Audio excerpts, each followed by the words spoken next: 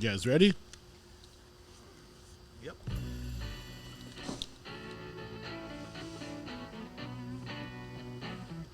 That's amazing. The show is crazy, but it's so crazy you kind of keep watching. Welcome to the YuSkool podcast. This podcast hopefully is going to get us where we want to get.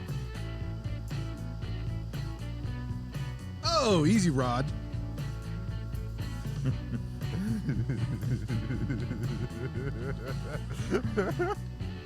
All right, everyone. Welcome back to another episode of YuSkool.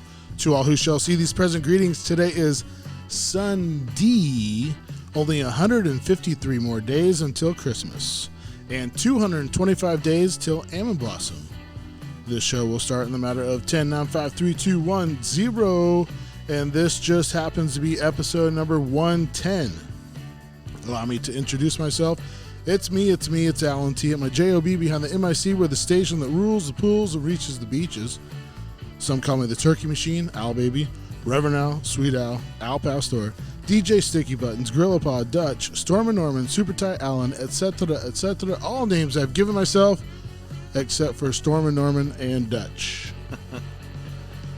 So, it is an honor, after I introduce myself, to introduce the table. To my right, Mr. Jake Verberg. Welcome to the podcast. Howdy do. Is this your first podcast you've ever... Very first one. Long time listener, first time Talker. encounter. Long time listener, first time podcaster. Something like that. Do you listen to many podcasts? Oh, yeah. Yeah. All right, and to my left, across the table from Jake, Mr. Nick Alta. Welcome back to the podcast. How we doing? Good to have you guys here. Thanks for having us. We should be introducing Jack as well. Yes. But He's a no-show. He kind of bailed out last second, which is, I get it. It's fine. I get it. Business is business. But it would have been nice to have him here too. Hopefully, if he's listening right now, he's feeling the guilt that we're laying thick on him. Absolutely. Jack, where you at, buddy? Too bad. Maybe next time. So, like I said, today is a Sunday. We're having a nice little Sunday afternoon. And Nick had a nice little Saturday night last night. I'm sweating. I'm sweating a little bit today. What establishments did you visit? Quite a few.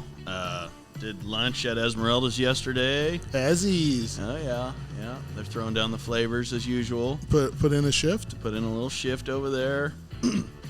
Ate a lot of chips and salsa. A little bit of tequila. Then ended up going to the VI.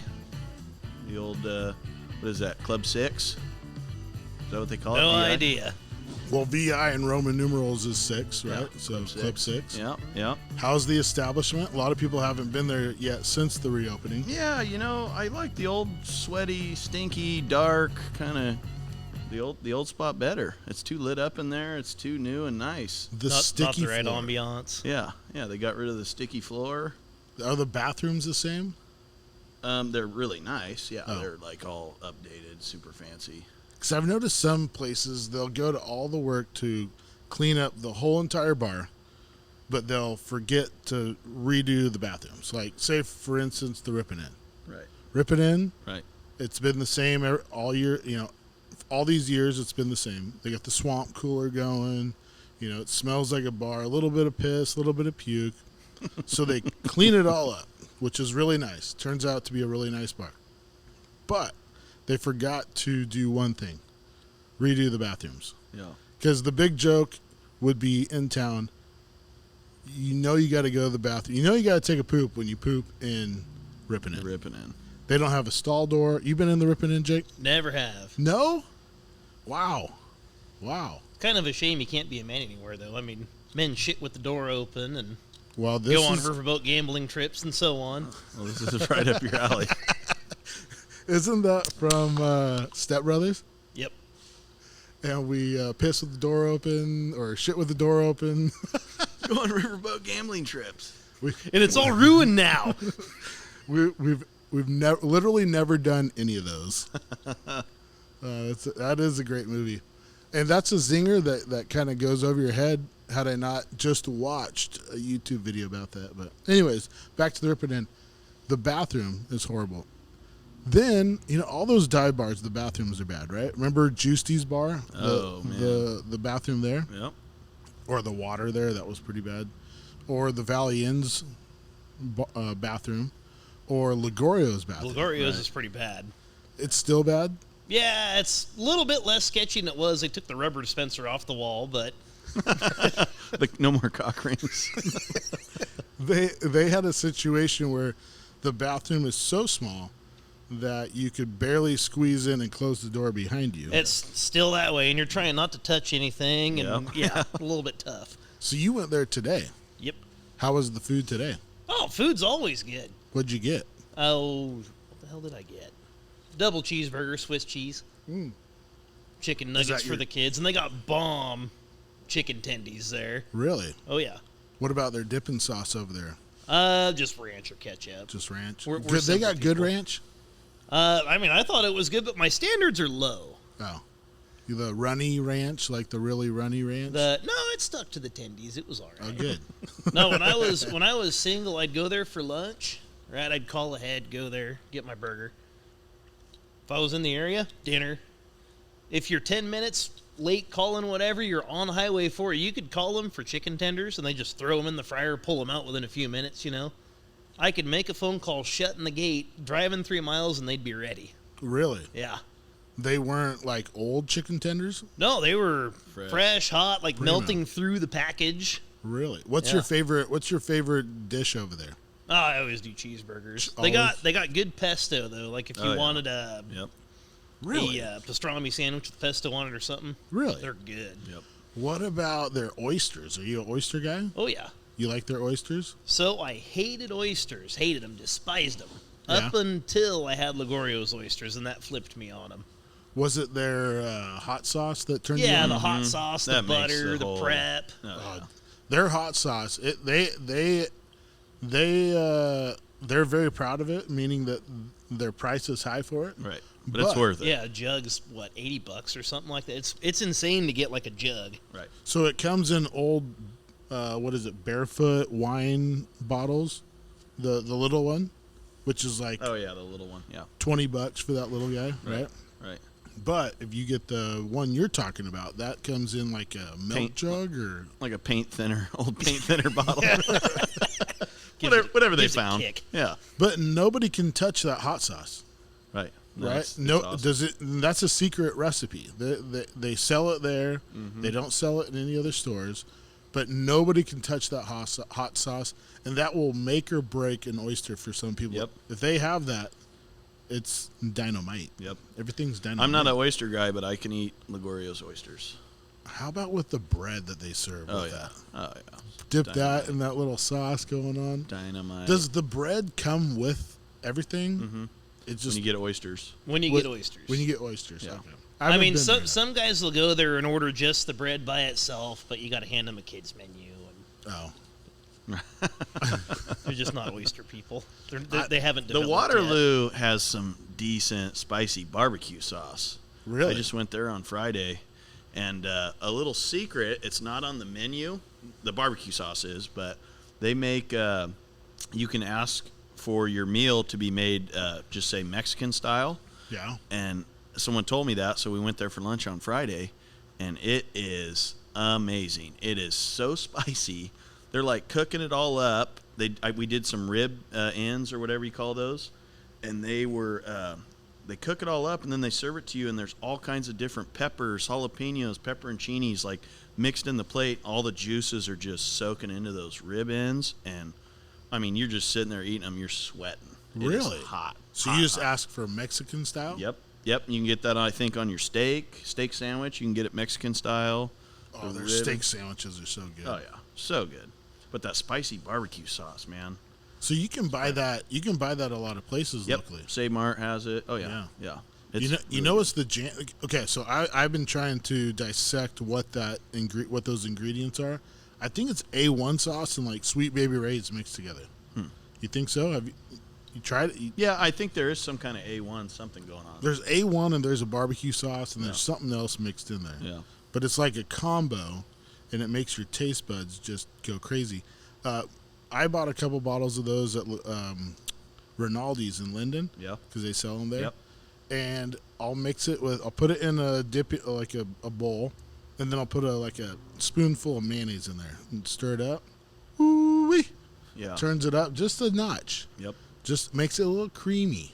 You know, that little mayonnaise, it really brings the flavor out in that water, because otherwise it's pretty concentrated. Right. Right. It's a little spicy. Right. Right. Or not spicy, tingy. Yeah. Tangy. Yeah. But I'd agree with little that. mayo. Are you a mayo guy, Jake? Oh yeah. Hey, the way to a man's heart, the path to a man's heart is his arteries. If you block that path, you're impervious. So I consume a lot of mayonnaise. You look like a mayonnaise guy. I'm a mayonnaise guy. I'm a mayonnaise on everything. Corn dogs, you name it. Tacos. Oh, man. Just put it on everything. I'm a sandwich. Mayonnaise on a sandwich, and that's as far as I go. Really? Yeah. I Got was to going be to say the sandwiches and vegetables. real foods? Mm-hmm. When you say vegetables, what are you talking about? Artichoke. Well, yeah, no, Artichoke? artichokes, even broccoli and mayonnaise is pretty good. How about asparagus? Have not tried that yet. I love asparagus, but I've never tried it in mayonnaise. So my wife's not a mayonnaise person, and she turned me onto something when we got married. Mayonnaise and broccoli, never had that before. Mayonnaise and asparagus, never had that before. Game changer. And even some Brussels sprouts now and then. Okay. If you're getting crazy. Wow. But the mayonnaise on the greens, you're onto something. I was wondering what you were talking about, but that's what you're talking about. All right. Yep. I like that. So, back, where were we going with that hot sauce? Barbecue sauce. That mayonnaise and barbecue sauce. What about the oyster sauce with mayonnaise? Anybody tried the oyster sauce with mayonnaise? No. I might have to try that. From the next guy time. who just likes Just mayonnaise go on a to sandwich. Ligorio's and ask, hey, cup of mayonnaise, cup of oyster sauce. Please. Let's go. Oh man, that's a good place though. It's right. It's in the perfect spot. You're coming down the hills. Yep. Say you're coming back from the lake with your family. Yep. Perfect spot to stop in, get some food with the fam. It's a family restaurant. Show your kids what Hell's Angels look like. Oh, they're not Hell's Angels. They're retired bikers that are wearing the leather trying to be what they thought they should be 50 years ago. But there's Hell's Angels in there quite a bit. Oh, yeah. shit. Yeah, I've seen them in there. Really? On 3 different occasions. Oh, But yeah. they got the patches on the Yeah. Oh, yeah. vests. Yeah. Yeah. Yeah. Nice guys. They're all always really nice. You live out there, Jake? Yeah, a couple miles from Ligorio's. Nice. You born and raised out there? Masha Minch, so my grandpa's got a dairy a couple miles down Highway 4 from there. And grew up there till 97-ish. And then we moved to Woodward Reservoir area in Oakdale. Been there since. Gotcha. So then moved to Carter just a couple years ago. So you're not that far away from Shively's. No, Shively's is right down the road too, but me and Shively's don't, it's too many tweakers in the area, and there's a lot of tweakers in that bar, and I don't like tweakers. And Yeah. I got lunch there with Shane Betchart 2 days ago. First time I'd been there in years, right? And this cat's up there, well, we got to do something about the fentanyl in this country. I said, fentanyl's the problem that solves itself, right? It's like taking the warning label off of a dangerous machine. It's perfect. It smokes the people that, Right. whatever. Darwin's theory. Yeah. Survival of the fittest. Well, anyway, sure as shit, one of the guys in the bar, lost a close friend to fentanyl, and then I felt like a butthole. And No, so you said, you So, said this out loud, oh, absolutely. Yeah, right to the guy. and he was just mourning a loss of a friend that just. Yeah, complete. In hindsight, it's like, well, okay, there's a lot of tweakers there. I probably should have figured. But you As got he's got white powder all over his nose. that I place. don't know if that old boy could afford Coke. Speaking of a It was bar, kitchen and products. speaking of a Ajax. bar and a bathroom, that bathroom surprisingly isn't bad, No, it's reasonable. You've got room to actually stand back and aim a little bit. Which, and they got soap. Yeah. which is nice. That's nice. These are nice things. Soap is nice. I took my kids there. That was another place that was open during COVID. Yeah. You could Yep. go there for a nice family dinner. It's Yep. unfortunately, it's in a Kwanzaa hut, which might be fortunate for some people, unfortunate for the other people, but it gets a little warm in there. Oh, yeah. Yeah, it gets but warm. they got cold beer. They got about, what, 40 beers on tap? Well, Something like that. it says 40 beers on the side of the building, but I think at any given time it's 15. Oh. I was gonna say, do they really have 40 beers on tap? The one nice thing, they have Keystone on tap. That is nice. I see. Every time I've gone, like they've never had it. Really? That was the big thing, is they're supposed to have Keystone there, but yeah, every time I've gone, No? oh, sorry. Really? They used to have horseshoe tournaments too, like on Monday nights with oysters. They would serve oysters, and well, they probably have horseshoe tournaments all the time. But that's one of those great bars that you just drive by, and you never. Maybe you drive by a million times and you don't Right. stop. But once you do stop, you're like, hey, this is a diamond in the rough right here. Yeah, For sure. I mean, and the food's pretty doggone good. You know what I mean? Right. It's a bar, so going there after church with your family, it's a little dicey. You probably don't want to tell your parents. Well, everybody sees your pickup parked out front. That's the problem. That's the problem. At least Ligorio's has a little back parking Yeah. for all the local smokies. They can hide out, and nobody has to know you're there. Right. Yeah, I know that. And have you guys ever ventured over to the Whiskey River right there? You're at Shively's. One time. One time. There's a tire shop next door, and I was getting tires on my 1-ton. I was like, well, I mean, I got nothing better to do. Go to the bar. They pour drinks really strong there, so yeah. Anyway, first and last time, because it... But that's right in your backyard. Oh, no, yeah, that's right in my wheelhouse. Yeah. Huh. I would have figured you would have been like a local yokel at both of those places. Not much, no. So more Ligorio's? Farmington, yeah, Ligorio's. For the same reason mentioned with Shively's, I like to run my mouth a lot when it's not appropriate. It doesn't work very well in some places. Does Valley Home have a bar? No. Well, they got a store. back room behind the store. Right. You can sit in there. But really? oh yeah, they got air conditioning. They got a TV. TV. You grab.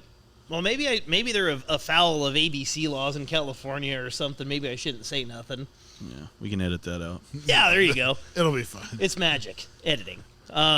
But yeah, so they got a room in the back. You got to drink the beer out of their ice chest. They charge you $2 for a can of Coors. Okay. But the reason is they're running AC in that room and all Right, the stuff. right. They got partitioned off, so they got to charge more for it.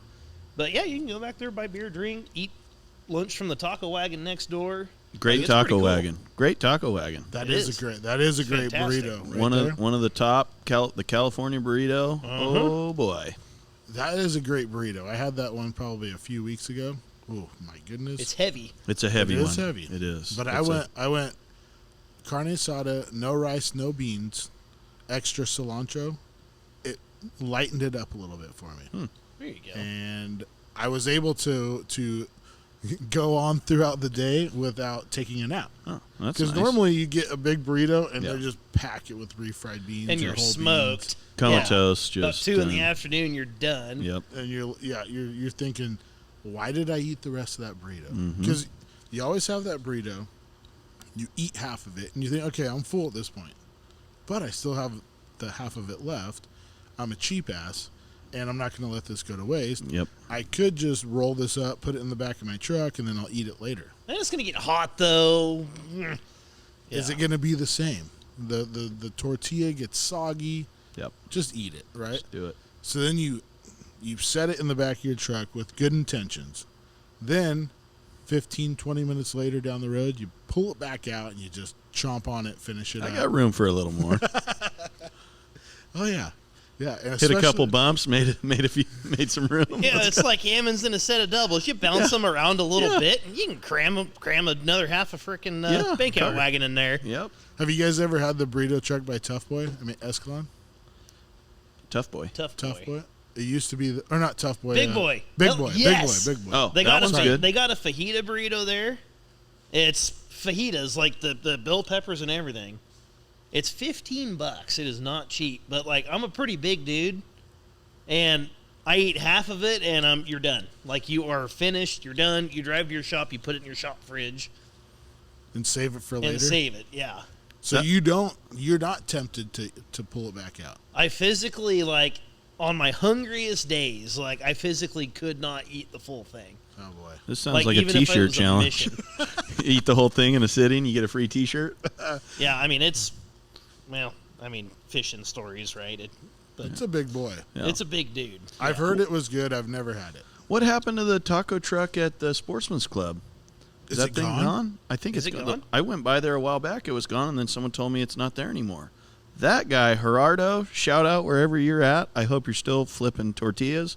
That was my favorite. That was a good burrito. Oh, my goodness. That was dynamite. His ingredients are primo. I think he's using filet mignon in that thing. Are you a carne asada guy? Oh, yeah. Yeah? And he had good El Pastor. Yeah, really good. Have you ever been across the street and got the, that little market across the street on River Road? I've never been there yet. Oh, they got... Sandwiches now, right? Do they have sandwiches? Mhm. I don't know. I guess they're doing sandwiches now. What's the stuff called when you mix the shrimp and it's the dip? Shrimp cocktail? No, you're on the right track, though. It's... Ceviche? Ceviche. Yeah. There's ceviche. Ashley, my wife, will grab a 1-pounder on the Right. way home every once in a while, and Pretty good. and I feel like I'm eating healthy because Yeah, it's yeah. avocados and shrimp And just fish. crab and Yeah. fish and all Yeah. kinds. Oh my goodness, it's got like a buttery flavor to it. We're talking a lot about food right now. We're getting I know. I'm getting I'm hungry. kind I of guess. hungry. When we Got anything to eat? Any Just like, snacks? Any snacks? Any snacks? So to back that up, Matt, we're in Matt Colchera's barn. He was so nice, generous this afternoon to let us use his barn. It's a very beautiful barn. The best part about it has air conditioning. Oh, yeah. 2 of them. And so Provided by Row Refrigeration. Little shout out. John Rowe and the Ripon Quarterback Club, but yes, Oh, they put gotcha. it in. But it was hard. So here's where I'm at with this, and this is why I'm so grateful for Matt's barn. It was gonna be hard to ask you guys to come over to my garage and do a podcast, even though it's probably in a better location for you, at least. Maybe not for you, but in a good location, right? Centrally located. But it was going to be hard to ask you guys to go into a 102-degree garage with no air circulation. You could have told me, hey, come by at 7 a.m. We still could have drank beer and did it in the morning. I don't think you would have been up and at 'em at 7 a.m. True. I had to go to church this morning. Oh, okay. So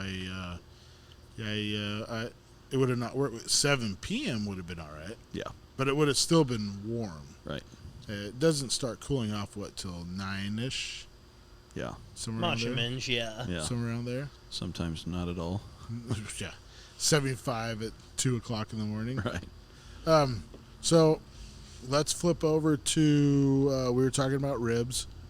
My daughter's 12th birthday is coming up in 2 days, and since this is the closest to the weekend, here comes the train. Hey, we didn't know this about podcasting here. You get the old train blown by. You get the train. That's the luxuries of it. But my daughter's turning 12, so McKenna Joy, happy birthday on Tuesday. Happy birthday, Kenna. I'm very happy and proud of you. But we had the family over this past weekend. And as most of you know, I'm not much of a barbecuer. So my wife left me in charge of barbecuing the ribs. Uh-oh. Yeah. How'd that go? Well, I watched a YouTube video. And, right. It's a bad start to a story. This guy's and my wife's family is like very, very particular about ribs because they barbecue them so good. Like you lift the rack of ribs up and they're falling off the bone type wow. of people, right? So they get them up hot, the hot temperature. They let them sit in the ice chest for 5 hours at a time, which is a great way to do it. But they don't have to watch a YouTube video on how to season it, right? They stick to the basics. Garlic, salt, pepper, and that's it. Don't touch it. Put it on high heat. Sear both sides. Put it in aluminum foil. Put it on high heat. Put it in the ice chest. Let it sit for 5 hours, and it falls apart. Dynamite. Which is what I thought I was doing. But my wife corrected me and said, And so I'm having the whole family over. My wife corrected me after we start cutting ribs, and they're not completely done. Ooh. Yeah. So pick out the pink ones. We eat the rest of them. Here, Uncle Rico, you eat these. McKenna Joy, I'm sorry that Dad ruined the ribs. But it wasn't an obvious thing, I don't think. But nobody said shit about it. And nobody got sick. Everybody ate it, and my wife made this macaroni salad that was to die for. So it kind of covered up the shitty. People got full on the macaroni salad instead of the ribs. You were serving up a lot of bread and macaroni.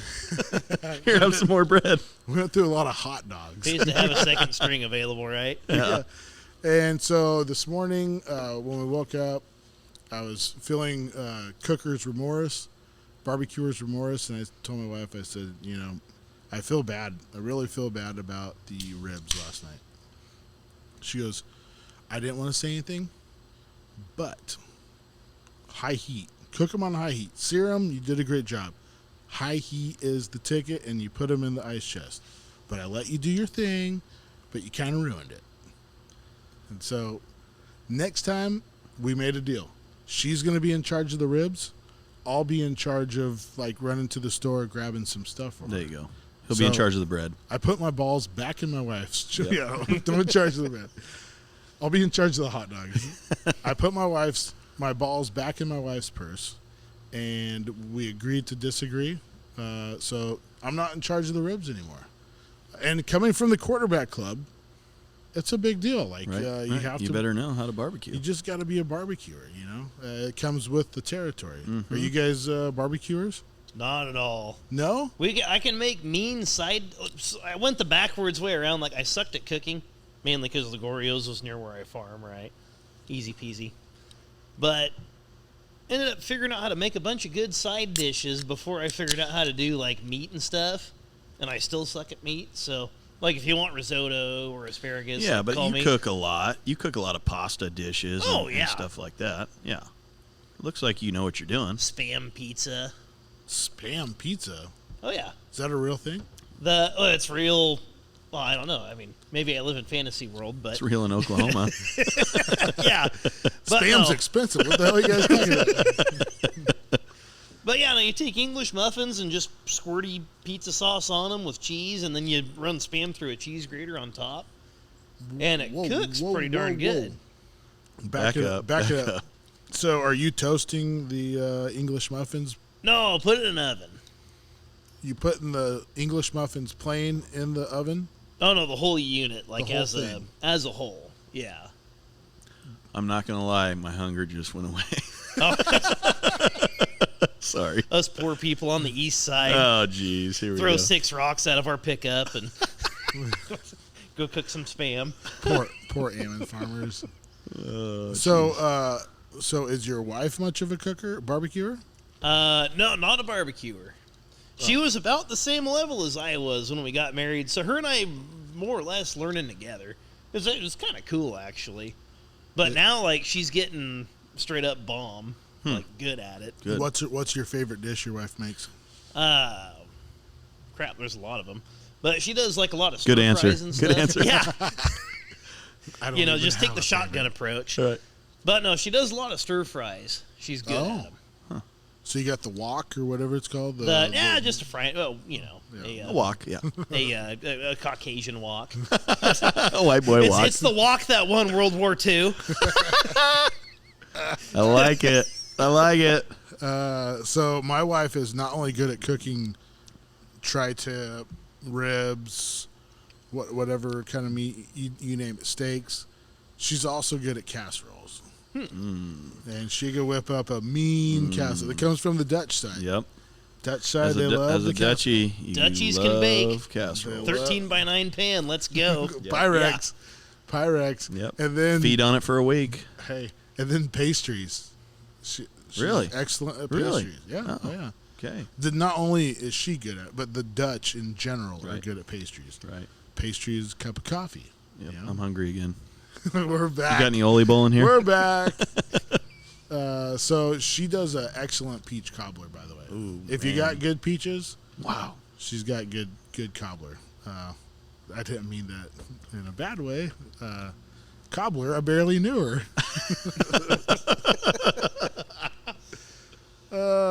Sorry about that. Decent. Okay, we keep going on the topic of food, and we went into, I don't know how we started that, but anyways, we ended up back in food. Let's talk about Jake's cell phone. Jake, Pull it out. Show pull the that camera. puppy out.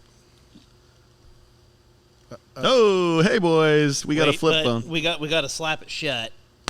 That's Oh, the yeah. most satisfying part of a flip phone. There really is. And it's like a core instinct, right? I've had a smartphone for I'm not sure mention about 10 years. I walked out of the store with this thing, talking to my wife on the phone. Just didn't think about it, instinct. Clap, shut it. Hey, Like riding a bike. I have not done that in 10 years, and here we are. Yeah. So that automatically ends the phone call. It's supposed to. This one kind of. I mean, Kyocera. I don't Korean, whatever. It's not a Japanese phone. It's just not the same. So is that Verizon? Yeah. Verizon still sells a flip phone. Yeah. Oh, and this sucker, it's like 200 and some odd bucks. No, Really? It ain't cheap. Yeah. Wow. I mean, it's tough. It's a good phone. Does it take pictures? Yes, but potato pictures. Like How do you text? The old way, just the old-fashioned, like you're driving and one hand's down on your lap and you're feeling for the buttons and Right. tapping 6 times to get an R. Yeah. So you understand Braille. Oh, yeah. Right. 1, Absolutely. 2, 3, and then you accidentally do it one more, then you got to start back over, get back, get Yeah. back to the R. Yeah. But it's not too bad. I mean, I like it. What made you decide to go back to the flip phone if you were a smartphone guy? I read a lot. You read I mean, a lot. a lot. What do you mean you read a lot? Like in a book, read a lot? Well, just anything I can Just read. scanning information constantly. Yeah, that's a better description. Like, I'd be sitting there warming up a pump reading about the Bretton Woods Agreement or, I mean, you name it, like anything. I'd check the stock market like 6 times a day. I have no money invested in stocks. Like, just, got your finger on the pulse. Like, how's it going? Right. Right. You always got to see what's So, going on. Yeah, and there came a point when I said, where's all my time going? And wife and kids is a lot of that. I can't really get rid of them. It's a little tough now. Sure. But yeah, the other one was that flipping cell phone. So I'm like, all right, well, we're going to get me a flip phone and see if my time management improves. And it has. Really? So it improves most of the time, but then somebody asks you, oh, can you drop a pin on this pump station? No. No. Oh, you can't do that. Can't do that. You're supposed to be able to with it, but I have not figured it out. Is with it a this thing. touch screen at least? No, all buttons. All buttons. Yep. Wow. So you went from 2022 back to 2000, 87. 2000. No, Yeah, 80s. yeah. I wish it was 87. I would love to Suitcase. plug into the 12 volt and throw a freaking bag phone on the hood of my pickup. Yeah. I would love that. So but you went back to like 2000, right after. So you went, 2007. The I was gonna iPhone say- came out in 08. you went right after Nokias were like in 2001, no, 1999 90s, yeah. to 2003, and then the BlackBerry was introduced. Yeah. They got rid of the Nokias. They went to Blackberries and those Verizon phones where you flip Yep. them and they're like sideways. Yep. Yeah. The little, Had the keyboard. The Vcast. Yeah, the Vcast. Yeah. Had a Vcast. And you get like you could download songs on it. That's Yep. when you could download that's when the a ringback ringtone was a tone. big Yep. deal. Like, Yep. oh, he's got Nickelback's Rockstar as a ringback tone. Wow. Like, You're in the bar, you just turn the volume up, kind of set it you on. let it ring for 3 rings Set while the it's mood. playing. Like, Like, hey, oh, everybody, look you're at me. welcome. You're welcome. I think I had the Fox NFL. Da-da-da, da-da-da. I think I had that one for a while. There you go. And then I had Shake It by Metro Station, I think, for a little while. Oh, okay. Shake It. Not to be confused with Carrie Underwood's Shake It, that song, but Ain't that Taylor Swift, Shake It Off? Shake It, that's what it The was. urinal song? Yes. Yeah. Shake it off. Shake it off. But that was back when they had the ring back tone, too. Remember the ring back tone? Yeah, and then you'd let it expire and it would play classical music when your Right. ringback tone expired. Da-da-da, da-da-da, da-da-da, da-da-da. Yeah. I have a friend that still has his ringback tone set up. Really? Yeah. That's cool. You call it, and it still goes to his ringback tone. That's cool. Good and for it's him. the classical music.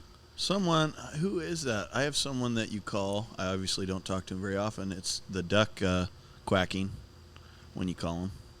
His ringtone is Yeah. the duck quacking. Yeah. I've seen a lot of people have that actually. Yeah. So when you're standing next to them, the duck quacks. No, when you're calling them, it's a duck quacking. Oh, his ringback Yeah, tone is I think duck it's quacking. I think it's Tony Taberna. He's a big duck hunter. Oh. He's got the quack back, ring So back. he's still paying $1.99 a month for Is that what it is? It was Jeez. something like that. Yeah. I mean, hey, with inflation, $24 a year is getting cheap. Right. No True. big deal. True.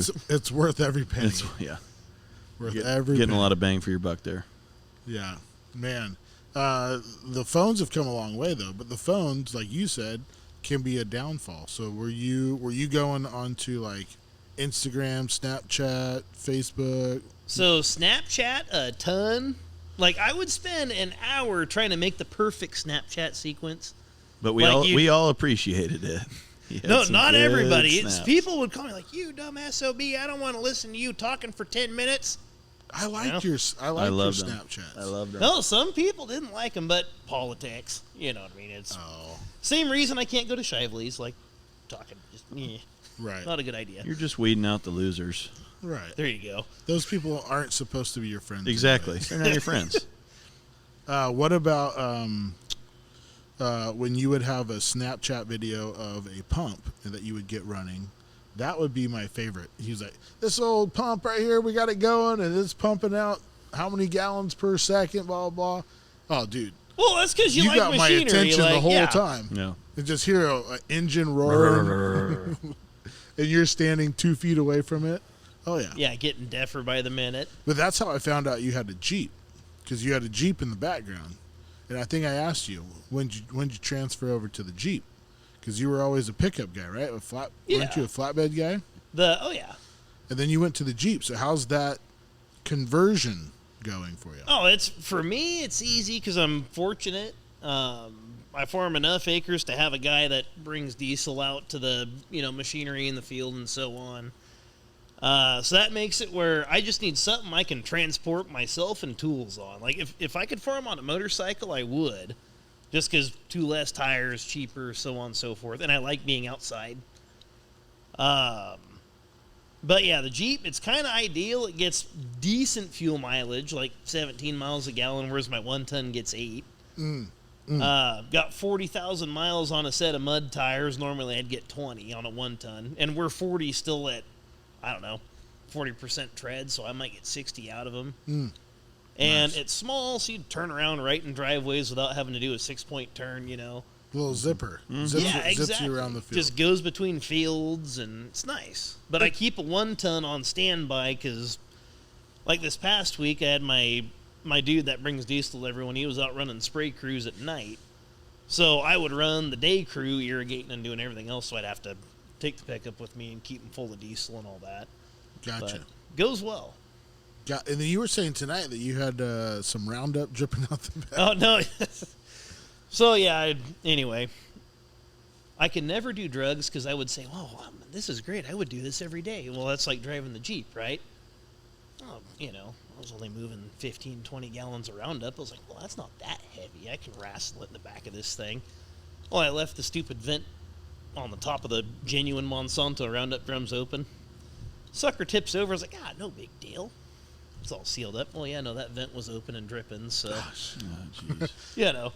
And Roundup's not cheap these days, so that's like, No, well, this was when it was like probably $25, $30. No. This is like Chump change. 2 years ago. nowadays every drip is like Yeah. a quarter. Yeah. Yeah, for sure. So you're gonna lose. It hurts a little more. Well, it's like when you got your diesel nozzle in a fuel tank and you're Yeah. on the phone, so you stuff the cap in the nozzle and let it rip, and then you get back and there's a puddle of fuel on the ground, and it was yeah. like cost you $40. Kind of yeah. sucks. Yeah. That Roundup, he's like wiping it up out of there and then walking up to some weeds and wiping it off. Here, I get little my buddy. money worth. Hammond's are $1.50 and Roundup's 60 a gallon, 70 a gallon, whatever it is. I felt so bad though today when I was setting up, and it's probably outside 100 degrees outside right now. Oh yeah. And I felt horrible because I'm in a nice air conditioned barn here at Matt's, and Jake's sitting outside, and I heard the door open, but I didn't know it was Jake. I just thought it was Matt coming in, forget something, goes back. Go back out about 20 minutes later, and Jake's sitting in his Jeep. He's got his top off. He's just baking in the heat. And I felt horrible, so I apologize about that. I wish I would have gone out earlier and told you, hey, it's me, I'm in here. I got the lights down a little bit low in here, so when you walked in, you probably thought that nobody was in here. No, that's exactly. I cracked the door open. I was like, oh, okay, nobody's here yet. Oh, maybe I misunderstood the time. But again, being outside, like I'm driving topless every day, like you're acclimated. Don't even bug you after a while. Yeah. So you're used to the heat. Yeah. Man, I got to have that air conditioner. I got to have the heats or the seat. The seat's blowing air at Seat's you. blowing air. Keep from getting swamp ass. Yeah, I'm a little spoiled when it comes to that. And Nick, you just got back from a weekend fishing trip? Yes, yeah, I did. Or a week fishing trip? Yeah, it was like 4 days. It was in the middle of the week. We took off on Tuesday, went down to San Diego, and we left the dock at maybe 9 o'clock in the morning, and went out of San Diego. We fished around Catalina Island. I forget the other chain of islands back there. We fished over there for a while, caught a bunch of bluefin tuna, so that was nice. That was cool. That stuff's not cheap. It's like Roundup. It's super expensive. So. Really? Oh, yeah. So everybody was filling up their coffers on bluefin, and then we had a kick-ass day. We landed like 140-something yellowtail. Oh, no shit. Yeah, that was wild. We got into so you search around for these little kelp patties, they call them, and you would think when they were talking about, we got to look for kelp patties, I'm thinking these kelp patties would be, huge, maybe a couple acres. No, it's just the kelp patty we caught all those fish on was the size of this table. Really? And that's it? Yeah. How do they see it that far away? You got to look. There's guys up there with binoculars looking for birds, feeding on fish, right? Or looking for dolphins, or you can even see, they call them foamers, and that's when the bluefin, they push the bait up to the top of the water, and they kind of trap them, and then they all take turns blowing in there and feeding on them, right? So you can actually see them feeding, jumping out of the water, going crazy. They call it foamers. So the guys are looking for that, Really? But then we found this little kelp patty, and we're pulling up to it, and I'm thinking, no, there's no way. There's, this is some tiny little piece of nothing. And, yeah, it produced 100-something fish in 3 hours. I mean, it was just every time you put a bait in the water, we're using live minnows. So then you put the bait in the water, those minnows, if it's a good minnow, it just darts for the bottom of the ocean. It's just going straight down. And you could put your minnow in the water in less than 30 seconds. Boom. You just got hammered. And those yellowtail are mean, nasty boogers. Really? They fight like you think you'd had 100 pounds something on there, and they'd be 20 pounds, 15 pounds. They're crazy. They're Did wild. you catch any of these? Because last time you were on the podcast, you had just got done with the trip just like this. Mm-hmm. Did you catch any yellowtail then? No.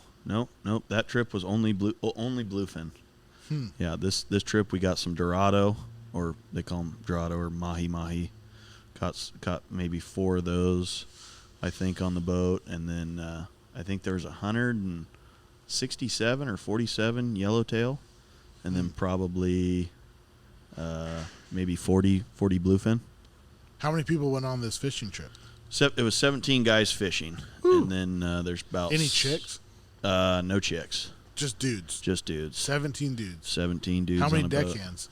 Probably four or five deckhands and then a captain. Ooh. Great crew. Shout out to it was called the New Loan. Great boat if you guys are looking for a good trip put together with a bunch of guys. They were great boat. The chef on there, you eat like a king, Kyrie. Really? Oh man. Speaking of ribs, he the last dinner we had, he threw together some ribs and they were unbelievable. Really? And he did like a spicy, kind of like I would say like a Mexican style spicy rib. What's his side dish? Everything. I mean, he was doing mashed potatoes, just his salads even, like down to the salad. They were just unbelievably tasty salads. Any beans? Beans, yeah, we did beans. He did green beans. You ate. It's the unexpected pro on a fishing trip. You eat like a king. I mean, we're eating New York steaks, Really? ribs. I'm thinking you guys are eating like bags of chips. No, not at all. And some Fishing shitty- trip on the reservoir, 4 days, I gained 9 pounds. I stepped on the no scale. kidding. I was plus 9 pounds. Well, So the Lord giveth, the Lord taketh away, right? Yes. But yeah, that I mean, and dessert. Then he's like, firing up ice cream and cake, and the morning you're eating bacon, eggs, like the full breakfast, right? Right when you wake up. So it's not like cafeteria food? Not at all. No, Really? not at all. It's amazing food. It's a 10 out of 10. Like great food.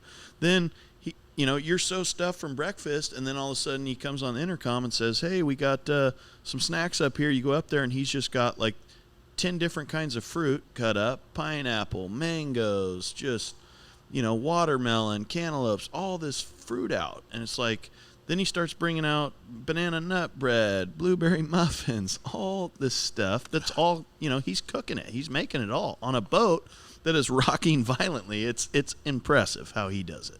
How far out are you? I think the furthest we got out, we actually ended up down even with Ensenada, Mexico. So we were actually pretty far. I don't know if this trip we were as far out as the last one I went on, but we were far, as in we were down the coast south. So yeah, it was. How far off the coast are you, though? Maybe this time might have been, I'm just guessing, 100 miles. Something Holy like that. shit! Oh yeah, 150, something like that. Oh yeah. I think the you're last out one we there. were 150 miles out. So this one I don't know if we were that far out. How big is this boat? Like, how long is it? It's like a little 60, trawler? Or? 65, I think. 65, 70 foot. How do people sleep on this thing? It's just got a ton of bunk beds. Yeah, it's just Are got you lines sleeping and lines. 3 high? 2 It high? is, let's see, 1, 2, 3 high. So there, you sleep. One guy sleeps on the floor.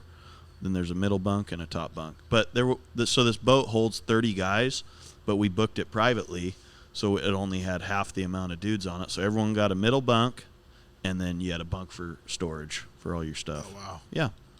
Yeah, it was great. How's the hygiene going on in this thing? You would think. I'm thinking just sweaty balls. You would think, but this thing was pretty bad. It had showers. I mean, we had showers every day. Did you bring shower shoes? No, that was the only dirty part about it. When I was showering, I'm like looking down. Floor's a little bit yeah. sticky. Yeah. I'm hoping this is the guy before me's Irish Spring, like he had the Right. liquid Irish Spring. Right. Somebody spilled their swab. What is this, This hair is gel? Old Spice. It's supposed to be blue. Smells just like Old Spice. Yeah, no, it was a great trip, and we had an awesome time. Good group of guys. How many guys from Ripon? From Ripon, maybe 12, something 12? like that. Yeah, Ripon, Manteca, Escalon area. So I got to ask you. And you knew all the guys from Ripon, Manteca? A couple of them I hadn't met. Yeah, a couple of them were kind of friends of friends. So I got to ask you, was Richmond, from the last podcast, was Richmond there? No, he wasn't. We tried getting him to go, but he had a fishing trip booked the week before. Oh, you called him? Oh yeah. We tried. Dave You called still him. got his number? Oh yeah. Oh, Yeah. nice. So Richmond, to back it up for the listeners that didn't listen, Jake, the Richmond was this guy that went on their boat trip last time, and he was a true character, and they had these great Richmond stories. I mean, I don't want to go back down the road of Yeah, Richmond stories, yeah. but just to back it up, the Richmond was He was the highlight of the whole trip. It's like character as in like a good dude, Yeah. or character is like just funny. Just like I would say a guy who, if anything could go wrong, it would go wrong for him. Like he just had all this dumb luck. I mean, he lost his car keys at the end of the fishing trip. He lost his car keys, so he was stuck in San Diego with no car keys. what was the car accident thing? There was a car accident thing. If I'm There's not multiple, mistaken. yeah. He was teaching his daughter how to drive. He just bought her a Toyota Yaris. I'll never forget that. Buys her a Yaris, which you look it up, It's the nastiest looking car ever. Toyota Yaris. It sounds stupid. Yeah. So he's like, I'm teaching her to drive in this abandoned movie theater parking lot, and she just center punches one of those big light poles, just with the big old concrete bottom. They occupy 2.5% of the space in a parking lot, and she finds it. She found She it. found it. And then the daughter goes, "Dad, what do we do?" And he said, "Run!" So they hop out and take off to the Chevron station across the street. So They it's a call hit it and in run. stolen or what? I don't know. I He mean, just, you couldn't report it stolen because it feels like they stole a Yaris. Right. This is not believable. It's a hit and run at this point. Yeah. It's a felony. Yeah. He's No, going to prison. He's probably got a couple strikes already. Yeah. Then he He's hoping for the right kind of soap on the floor. Yeah, for sure. Then he had he locked his keys in his car. He got stuck. He was in Pismo Beach fishing off the shore. So you drive your vehicle out in the sand, right? And you can fish the surf. And then he got stuck. So he was messing with it. So the car is stuck, but it's still in gear. So he hops out the door and shuts the door. Well, it's in gear, so it locked the doors. So his car is running on the beach in gear, and he's locked out of it. It's like he just had all these stories, and then he calls his wife. We all go to breakfast when we get back on land. We all go to breakfast, and we're like, "Hey, Richmond, we'll give you a ride, whatever you need. We'll make sure you're all right." And he calls his wife at breakfast, and he's like, "Hey, honey, how's it going?" It's kind of small talk, and then hits her with a, "Yeah, so I lost my keys." And then her first thing she says back, "Richmond, not again." So this is a often occurrence, So when he booked his trip, you said that he booked a trip. Did he book the same boat that you guys I have been don't booking? know. I don't know. We met him on the Tomahawk, it was called, so I don't know if he fishes exclusively on the Tomahawk. I didn't know if the deckhands knew who he was, or if anybody on that boat remembered Richmond. Oh yeah. All the They guys did? that were on that trip. Oh, on this new boat? Yeah. No. Oh. It was totally different boat, different crew. But your buddies all remember. Oh yeah, we were telling Richmond stories the whole time. Did you ever call Richmond? Did we? We didn't call him on the podcast, huh? We didn't call him on the podcast. We called him after the podcast. Oh, okay, gotcha. And we got a good little jump. tidbit with Richmond. Yeah. And we had a good. You didn't tell him that we were all listening. Right. You just basically called him and said, "Hey, Richmond, how's it going? Yeah. Checking in." Blah, blah. Yeah. No, he's a great guy. Great guy. Funny guy. I mean, he just commands the room. He's just hilarious. You could just sit there and listen to all. And I mean, he told us hundreds and hundreds of stories, and they're just dynamite. All of them, just dynamite. And you would be like, "There's no way all this stuff could happen." And then you're with him for a few days on a boat, and you're like, "Oh yeah, this guy's just accident prone." And then. And then we're, down to this. He loses his keys, right? So we're like, "Hey, just come hang with us. We'll watch you for a while and get you a ride, whatever you need." And, "Hey, we're going to go eat breakfast." "Okay, all right, let's roll." All his shit is still on the dock, thousands of dollars of fishing poles and, rods and reels and gear and everything. And we start leaving, and we're like, "Hey, Richmond, where's all your stuff?" And he's like, "Oh, shoot." And there he goes. He walks back over there to grab all his gear. We were just gonna drive away. He was gonna leave it.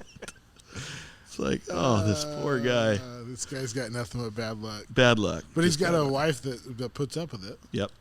It sounds like his wife is a nice lady. He told us a story. He's one of those. He said, "I met my wife in Vegas." But That's the start of a great marriage. Yeah. Right there. Yep. Out of curiosity, what's he do for a living? He's not an air traffic controller or something important, is he? You wouldn't believe what he does. So no, if you watch Fox News, or I guess I don't watch CNN, but I guess they'd probably have the same thing. All the commercials for buy gold and silver. No. He's one of those guys peddling gold and silver at a 5,000% increase to people who are worried about their 401ks tanking. They start dumping all their money into gold and silver. Also, I bought a bunch of silver a few months ago, right? And the listeners can't see my hand, but the chart kind of went up and down and up. I was like, "Well, I'm going to buy now." That bar graph went whoop. And then the day I bought, and down from there, 18 20%. Yeah. I bought it 27. Yeah. Yep, I'm in that club. Did you look at the long-term picture, though? Oh, no, long term, I was like, yeah, if I'm going to lose and it goes to 17, like, I won't cry that much. And inflation, well, Right. it lost exactly what, like, the maximum I thought it was going to lose. I did the That's same okay. with the crypto. Oh, shoot. I jumped on the crypto. In fact, What kind? What like, kind? what kind? Which ones? I'd have to pull my phone up. I haven't looked at it in months. It was the Dogecoin? Doge, yeah. The dog. What's the dog? Doge. That's Doge. Doge. That's Doge. Oh, no, Shiba Inu. Shiba Inu's Inu. one. Shiba Inu. That's yeah. right. So I bought that. I had a couple other people encourage me to buy a few other ones. So I'm probably like $1,000 into it. So for some that might not seem a lot, but for me that seems like a lot. Right. But I bought like so it's going up. It's at the cusp. and if you guys know, when I bought my house, I've talked about this before. When I bought my house in 2006, All right. so I We know bought this my story. house, and then right there, I was like, I hit the crest, and then we peaked. So it went, maybe like a couple more months later, and then so here I am buying crypto. Same thing. Like I'm gonna make $1 million. I'm trying to figure out how to spend my cash already. Right. Hit the crest. It's peaking. I don't think it's peaking. I think it's at the base of this mountain. It's going to go to the moon now, like, anytime. Yeah. Crash. I did the whole. I got in on the whole GameStop, AMC, all that crap. I did Same a little thing. bit of that. I did good for a minute. Like it was like if I wasn't greedy, I could have made some serious cash. But everyone's thinking, oh, GameStop's going to go over $1,000. It can only go up now. Right. Yeah. Right. I think I got in it at maybe 175, 180, somewhere in there, and it went all the way up to like $400 or $500. So I was like, oh, this is cool. Here it goes. It's going to keep going. You're reading all the threads. All right, it's going to go. It's going to go, and it went the other way. Yeah. It went somewhere. Yeah. Yeah, Yahoo News, Yahoo Market, they're full of shit, right? Yeah. They're encouraging you to buy. So I even jumped in on that Donald Trump social media thing. I did my research. I looked into it. I bought a bunch of shares of that, and then I bought a bunch of shares of the company that was making it, like the really important, like the fancy people that were making it in Silicon Valley. So I bought into that, bought into his social media, and 2 days later, it's creeping up. 2 days, I'm like, hell yeah, I'm on the train. Boom, straight down. Crunch. No bueno. I'm looking up to see which one that is. That was called Truth DWAC. Social or something like that, or is that a different one? Digital World Acquisitions. Yep, that's it. Yep. I had that. I was following it. Yep. And people made big money the day it came out. It jumped all the way up to 97.54 in February 22, and now it's at 31.59. So Buy the dip. So January 30th, I probably bought. I didn't buy much though. I probably bought a couple $100. Yeah. Honey, at $100, it's a deal. This thing's going to the moon. I didn't even tell her. I was gonna break the news to her when we were millionaires. Oh, there you go. Hey, darling. Hey, Wow, can you imagine if you only put $200 in, you'd be worth $5 million? Well, honey, there's something I got to tell you. We're rich. we bought twice that much. Yep. No, it took a big dip. I remember where I was when I bought it, and I was really upset that the banks weren't open on Sunday when I paid. I'm in Pebble Beach with Sanders, and he's telling me all this stuff, and I'm doing some research, and meanwhile he's buying maybe some oil. He was the smart guy, right? Right. And I'm buying Dogecoin. social media. A coin that's actually nothing. It started as a joke. Right, and people are mining it. Like, there's a bunch of miners.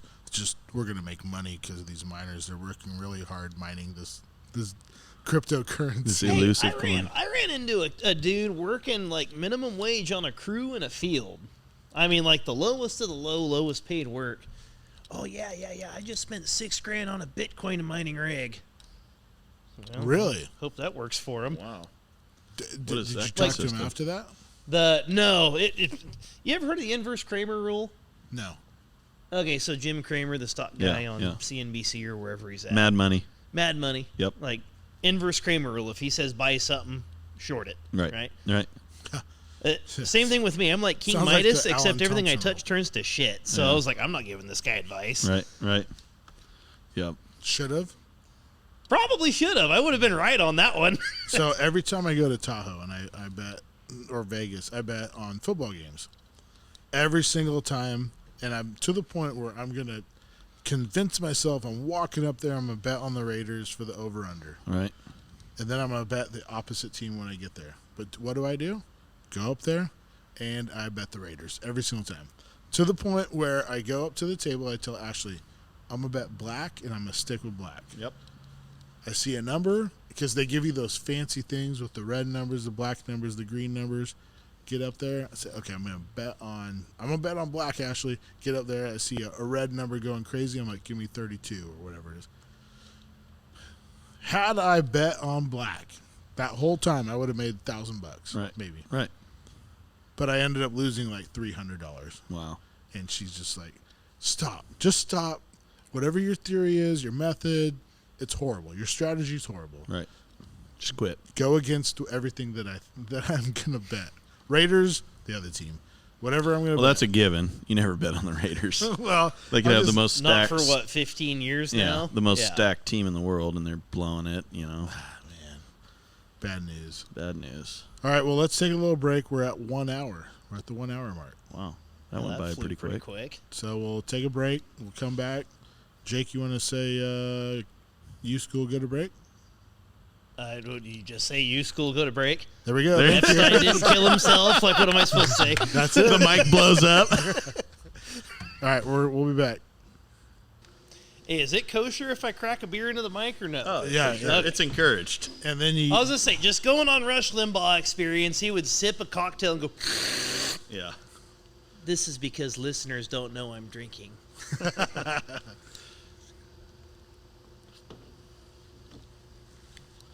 All right, everyone, welcome back to the podcast. We took a little break there, had a little pee break, maybe grabbed a couple brewskis, and we're going to keep rolling. A little bit of Fernet. Hey, guys, what are you guys drinking? We forgot to talk about yeah, that. I'm yeah. having my 15,797th Coors Light. Oh, boy. Jake? Heavy hitter. I was on Keystone, but I had to switch to the The CLs, inferior Coors Light. the older brother. The older brother. That's not as cool. Is it the top of the tank or the bottom? No, They all come Keystone's out of the same bottom, vat. but Keystone's more consistent. Like, you buy Coors, like when I was younger, I was drinking 230s a week. Every so often you get a bum case of Coors, but Keystone never did. Yeah. Mm. I like Keystone. I do. I really like Keystone. Every once in a while, you can find a Keystone 15er. Oh, yeah. They have them for now. cheaper than you can find a 30-pack of Coors Light. I'm not sure if... Well, I mean, How- 15 should be cheaper than 30. Yeah. Well, you know, I mean, if you put two Oh, 15s per can together, or something. Okay, no, that's if you were doing the math and you're trying to save a couple bucks, is it cheaper if I get... You 'cause used back to buy a 15-pack of Keystone for $8.99. Not now, but when they first came out, they were $8.99 at Jimmy's. No, 15 cheaper than that. Were they? Cheaper than that. It was Oh. like $7.99. Oh, yeah. so Because it's cheap. now a 30-pack of Coors Light is $18.99. 15-pack is like, what, $8.99? Well, they're like $11.99 now. 15ers? terrible. $10.99, $11.99. Just remember, inflation isn't about rising prices. It's about the friends you make along the way. Yes. Preach it, brother. Preach it. All right, we wanted to talk about raccoons. I don't know how this came up, except for when we were sending the group text together, and Jake comes back with a raccoon, a picture of him holding a raccoon and saying raccoons and why you shouldn't pet them or pick them up or something. Yeah, like you that. shouldn't pet a wild raccoon. So I was burning brush this past week, and a couple piles are near sensitive areas, so I got a Ford Louisville Series water truck, right? I fill this water truck up to burn a sensitive pile, and truck's full. I shut the pump off. I turn around, and there's this angry, like, just butthurt raccoon sitting on top of the tank, panting and staring at me, dripping wet. I thought, oh, well, water level went up in the tank, and it swam out. Like, high five, raccoon, you survived. Cool. So, anyways, I get in this truck. I'm rolling, and the old 3208 Caterpillar's just humming away, and all of a sudden I hear these angry raccoon noises, like, behind the cab. Oh, crap, there's still raccoons in this tank, but it's full of water, and there's baffles in the tank, so they're trapped. Oh, crap. First I thought, yeah, they're raccoons, so, like, I don't want to pull bodies out, but so be it. Anyway, then I thought, oh, what if I suck one up in the pump of this truck? Right. I better be humane. So, anyway, I pumped the tank down real slow, tried to rescue these things, I ended up drowning. Pull 2 bodies out, darn it. All right, well, at least that's over. 3 hours I'm running this truck around ranches, burning piles and this and that. And end of the day, I get out of the truck, shut it down, walk into my pickup, and I thought, I better turn around. Why don't I go look in the tank one more time, just in case? No kidding. There's this baby raccoon hanging onto a cross member with its 2 front paws, staring at me, alive. Really? For That hours. thing was a regular Leah Thomas. It was a champion swimmer, and it had a superior male intellect. Despite calling itself a girl. So anyways, I dip a stick in the tank, and, I'm hovering the stick near it, and it won't grab the stick, so I boop it in the nose, and it splashes in the water, and then it grabs the stick. I pull it out. And this thing, it was pretty bad shape, lethargic and barely moving and stuff, and I was just going to leave it there. And I'm getting ready to go leave the ranch, and I thought, damn it. All right, now. Turned around, I grabbed a box, kicked the raccoon in the box, took it home, put on some woolen gloves. We washed it, I took a old Roundup tote, cut the top off. We made a little containment for it. And the thing recovered. Like, it's healthy, it's cute, it's amazing. Oh, I reach in this cage to pet it with my bare hands. Bites me. Oh, jeez. Straight And that's up. how rabies came about. Yeah. Anyway, Becky the raccoon is an asshole. Still got her? Oh, absolutely. Yeah. Well, so the reason I still got her is because she bit me. And the chances of rabies are really slim in California. Like, I looked it up because I was like, oh, crap. Like, do I really got to go get a rabies vaccine now?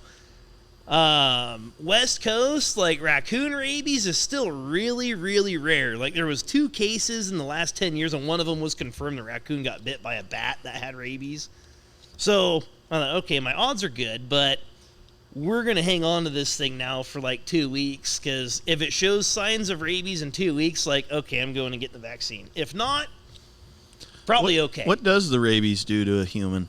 It affects the central nervous system. So, like, if I got bit on my neck, I would go straight in and get the shots and all the funky stuff.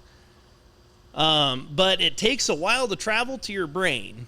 So if you get bit, like, on your hand or on your ankle or something, you've got time to observe the critter. And if it doesn't have rabies, you're golden. If it does have rabies, okay, it's not too late. Go get the rabies vaccine. Is there a downside to just getting the vaccine? Or you just obviously... You not think like I it? want to drive all the way from Farmington to a hospital and get a vaccine? Yeah, no, I got Be with all the pores in the emergency room getting, like, legit medical care, and I have to, like, oh, yeah, I was playing with a baby raccoon, and I got bit. Like, Yeah.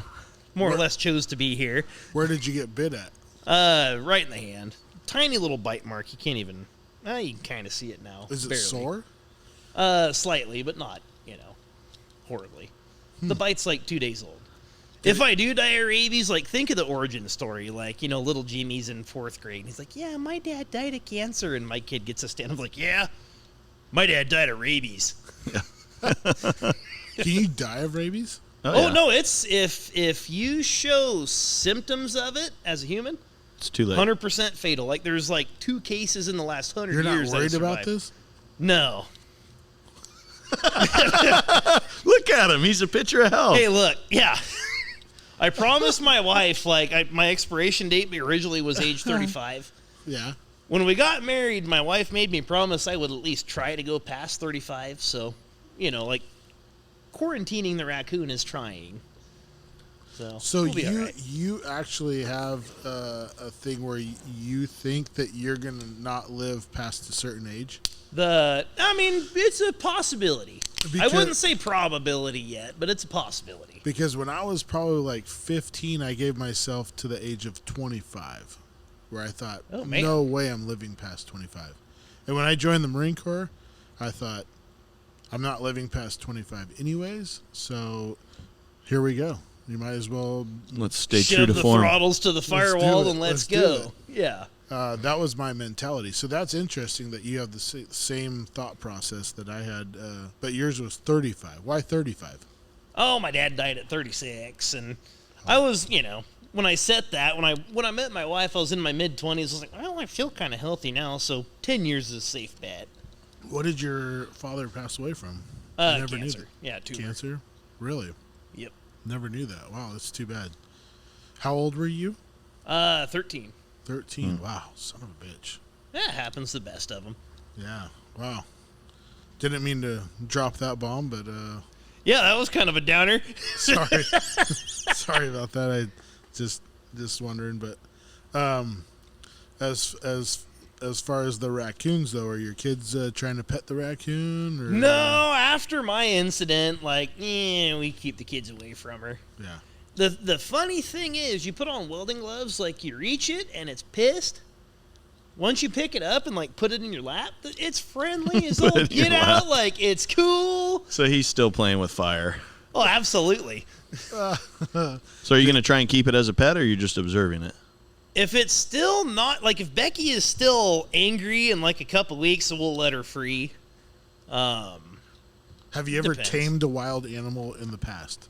Never have. Never have. Have you ever tried to, My kids are kind of, sort of, that doesn't quite qualify, though. How old are your kids? 3 and under. Okay. Have you ever tried? Three and under. You have twins?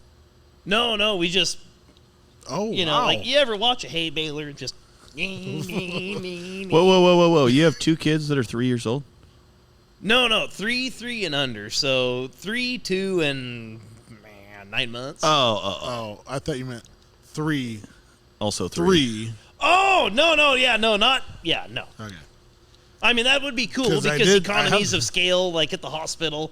I have seen a hay baler, so I'm thinking 3 at 12 pumps and it spits one out? 3 at January 1st, and then 1 at January 1st, and then 1, right towards the Late end December. of December. You could happen. possibly- It's theoretically possible. You could possibly do it. I'm not a mathematician, nor am I a doctor, but okay.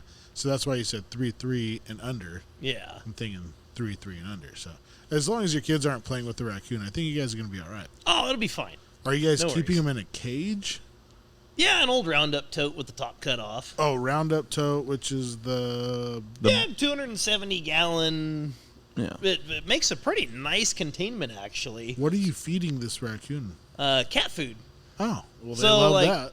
We tried an apple, didn't eat the apple. Tried a banana. The banana disappeared, but we don't know if that was the raccoon or not. Or a party trick. Party trick. No video camera in the raccoon cage? No, we're not very technologically smart like that. Gotcha. So He's got a flip phone. So Yeah. the cat food's doing good though. Cat food's doing good.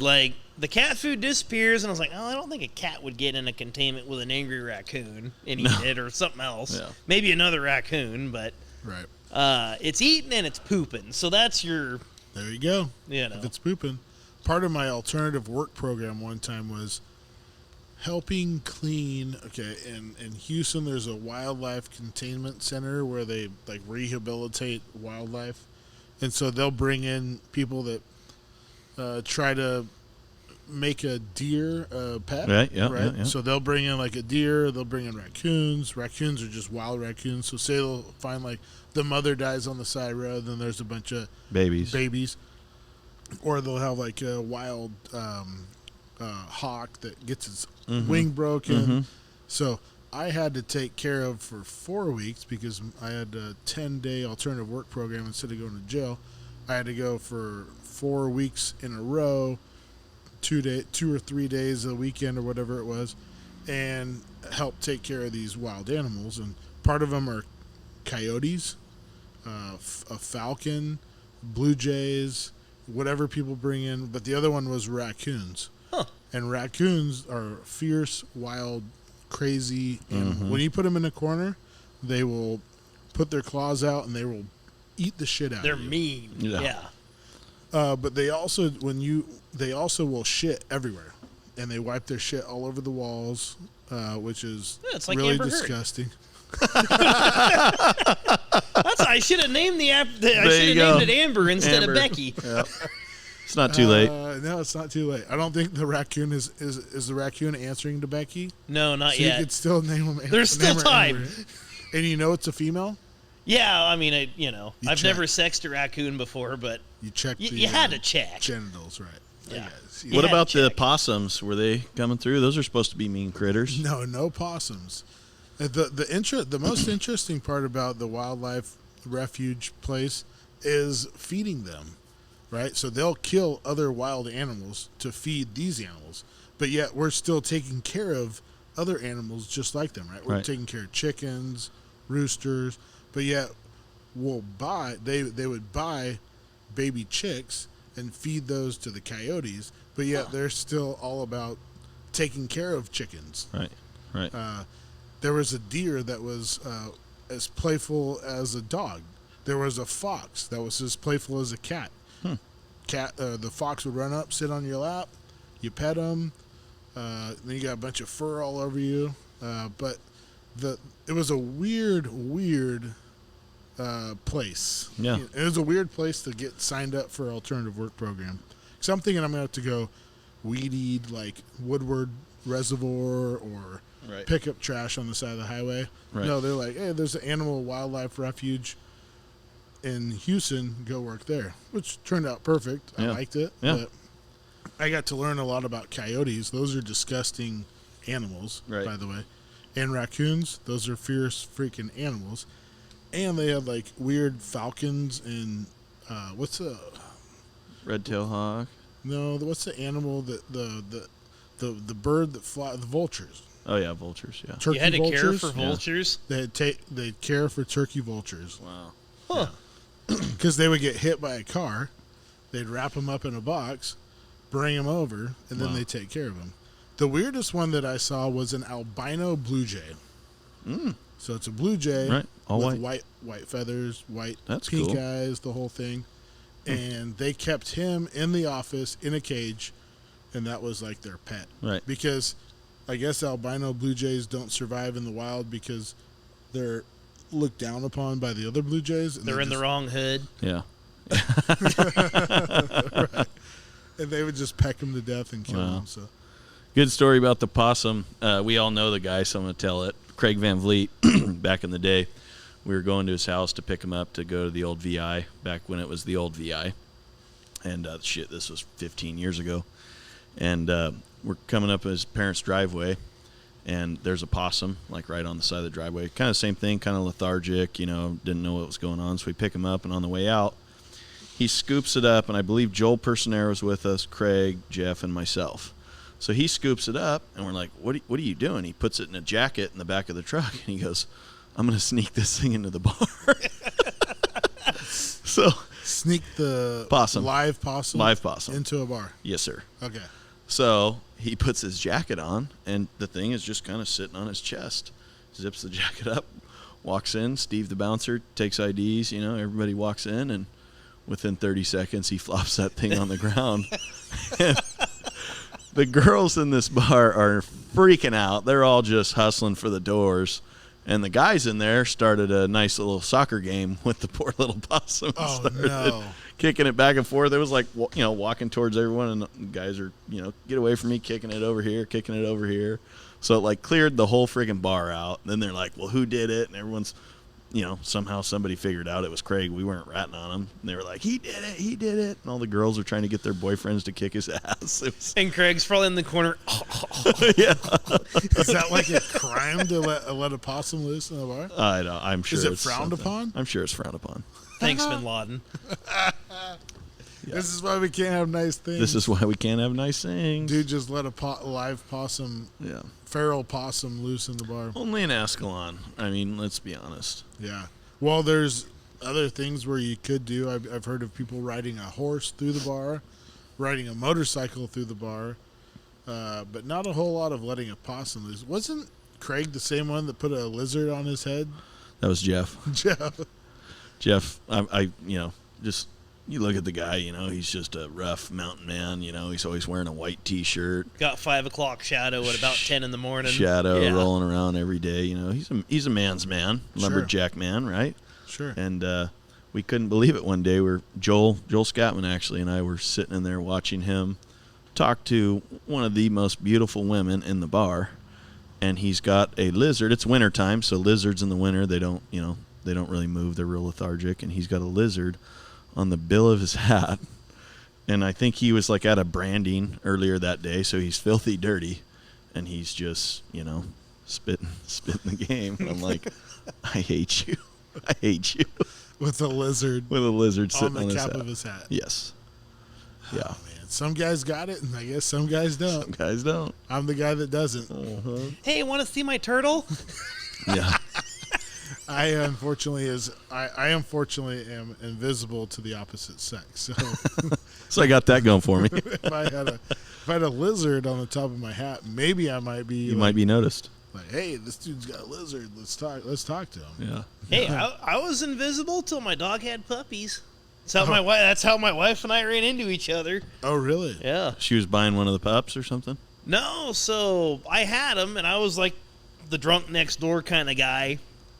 And her boss lived across the street from me, and she tells Melissa, hey, my neighbor guy's got puppies. You want to see them? That's it. From there on out, it worked out. That's cool. Really? That's really cool. Did you ask for her phone number while looking at the dogs? Or? No, I had sworn off women at that point. Oh. He was part of the He-Man Woman Hater crew. I think, I was part of the He-Man Woman Haters Club. Yeah. So did she approach you, or was she aggressive towards you? Like, hey, what's your No, I don't think I met her sober until, we'd been dating for a while. I took her to the Guardian home dinner, and that was our first quote-unquote date. I was smashed in my old Jeep, too. It was kind of clapped. Had a good motor. So she fell in love with you? I guess. From that. I ain't figured out how yet. We're not very proportionately matched. I ain't figured it out yet. We are good, though. How many? And you have 2 kids? 3. 3. That's right. You told me that. No, we ain't stopping yet either. The goal, we're minimum of 4, but we're I'm not gonna complain if we got a Suburban full of them. So you guys are young, in love, and just creating. Adding to the gene pool. That's great. Yeah, And so there's all the. I'm Dutch, and a lot of Dutchies are marrying Dutchies, right? Well, Holland's a small country. We had to get hybrid vigor into the bloodline, so Melissa's not Dutch. Our kids are going to have hybrid vigor, it's great. What nationality? English. Okay.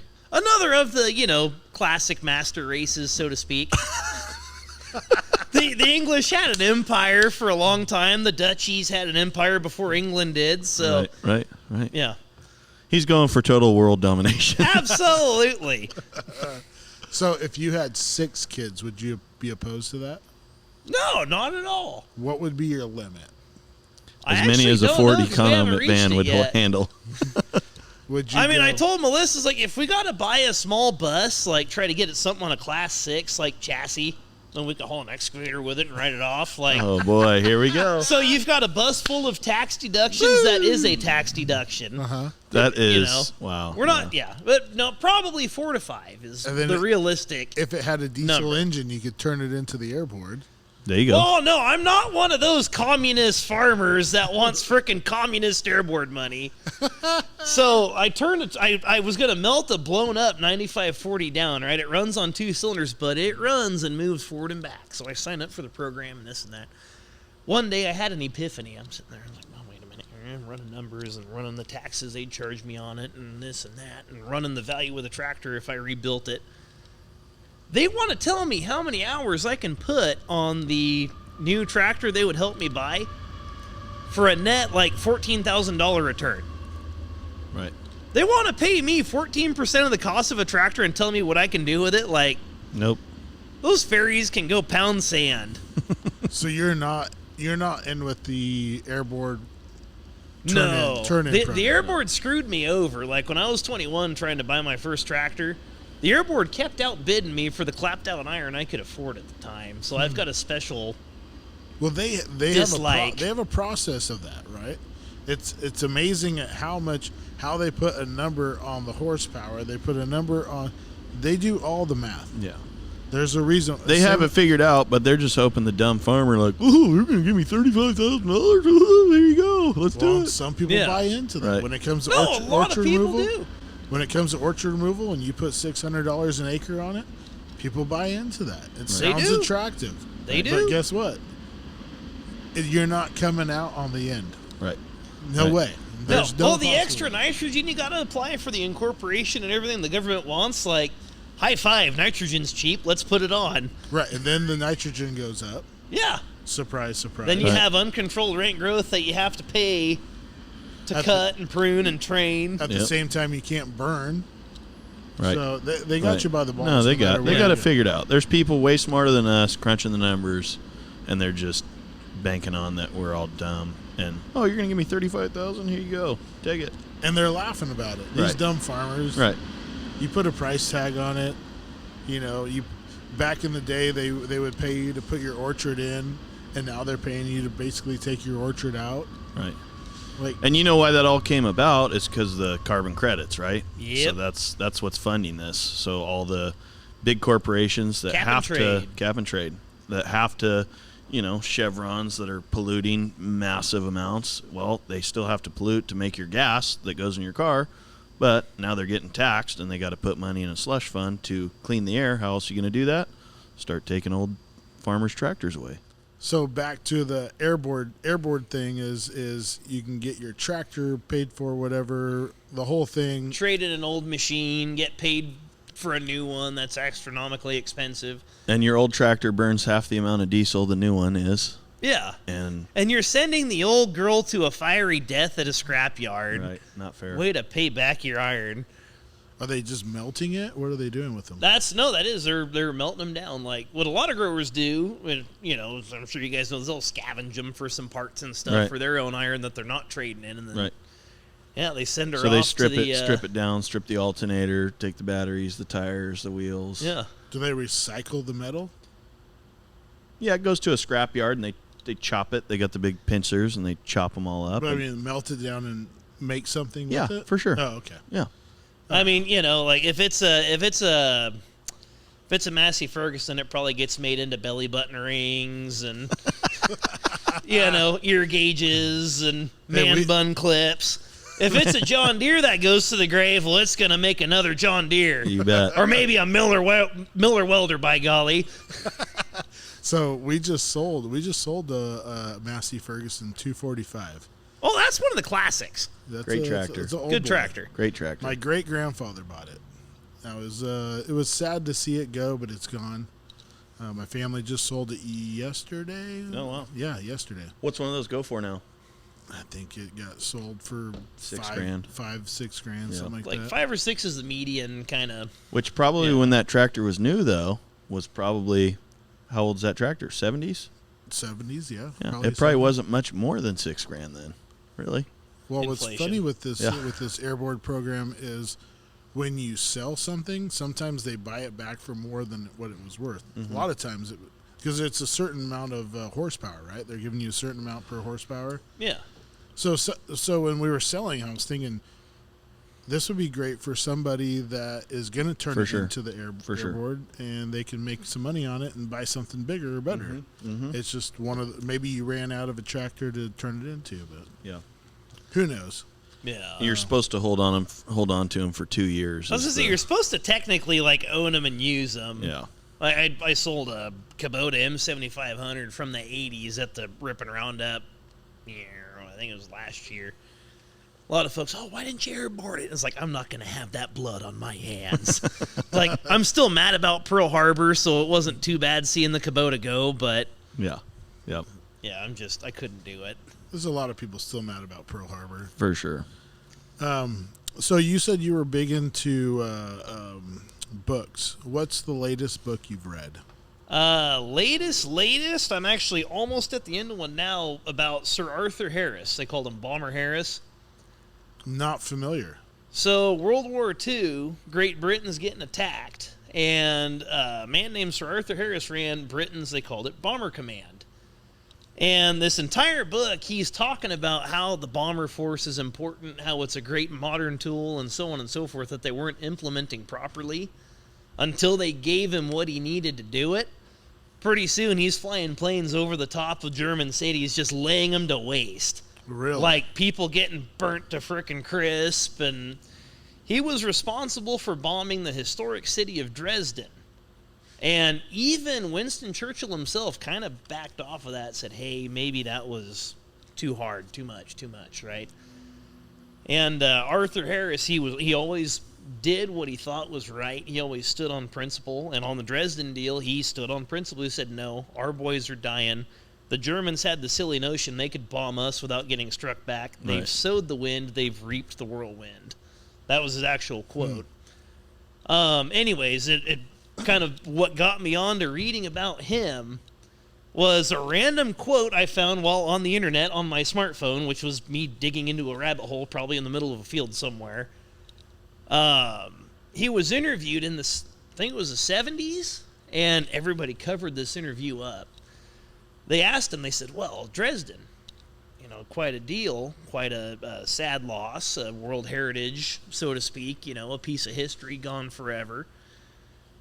Do you regret Dresden?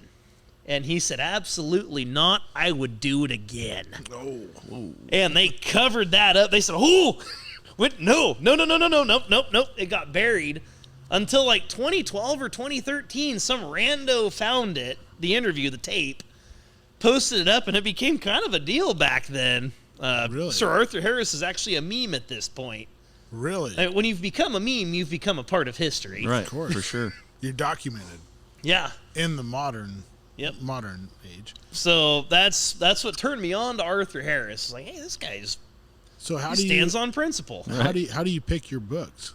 If something's interesting, Just I something mean, like that. You come across something. And oh yeah, if something's like, oh, I wonder what that is. It's like surfing the internet, except it takes a hell of a lot longer. What's your favorite subject to read into? History. History. I Yeah, mean, like biographies. R.G. Letourneau, Robert Gilmore Letourneau. He is responsible for the invention of the, you could say the Reynolds scraper, because he designed the predecessor to that. The paddle wheel scraper, he designed the predecessor to that. The bulldozer, the cable rig that runs the old dozers from way back when. He's the guy that did it. And his very first factory was right in Stockton. Yep. really. Yep. That's where Holt Caterpillar, yeah. Yeah, and he sold a lot of equipment that was compatible with Cat until Cat started building their own equipment, right? He manufactured 70% of the earth-moving equipment built for World War II. Right. No shit. Yeah, Caterpillar provided the motive power for it, but he's the guy that made all the scrapers and dozer blades and so on. And that's when steel was cheap. Yeah, well, and speaking of steel, so Caterpillar starts building their own scrapers, right? And Caterpillar, big company, a lot of influence. They said, hey, they went to steelmakers, said, hey, look, if you sell to Letourneau, we won't be your customer anymore. So these steelmakers start walking away from Letourneau. Letourneau says, F you guys. Builds his own steel mill in Longview, Texas. No shit. Yep. Total frickin' Badass. just a bad dude. Yep. Awesome guy. And he lived like right here. No Like kidding. he had ground on the river bottom in Escalon. Like when you're going through Bavaro's ground, like it's like, hey, I might be driving over something Letourneau drove over. Yeah. Cool. Yep. And his first factory's tore down. I went and tried to find it, but it's got all houses built over it now by Garton Tractor in Stockton. Mm-hmm. Oh. But his second factory that he built in Stockton is still standing. The building is. Wow.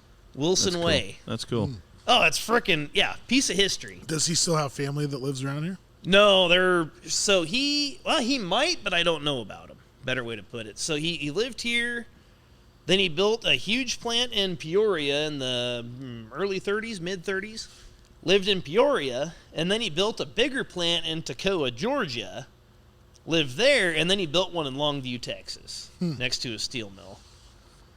Wow. So, yeah, biographies. But still, to this day, like his equipment, you know it by the name. Hey, oh, yeah, we got an hell old yeah. Laterno. Yeah, we had a Laterno Ripper. Right. He invented that. He Right. called it a rooter. Right, yeah. So he built the road that goes from like Boulder to Hoover Dam.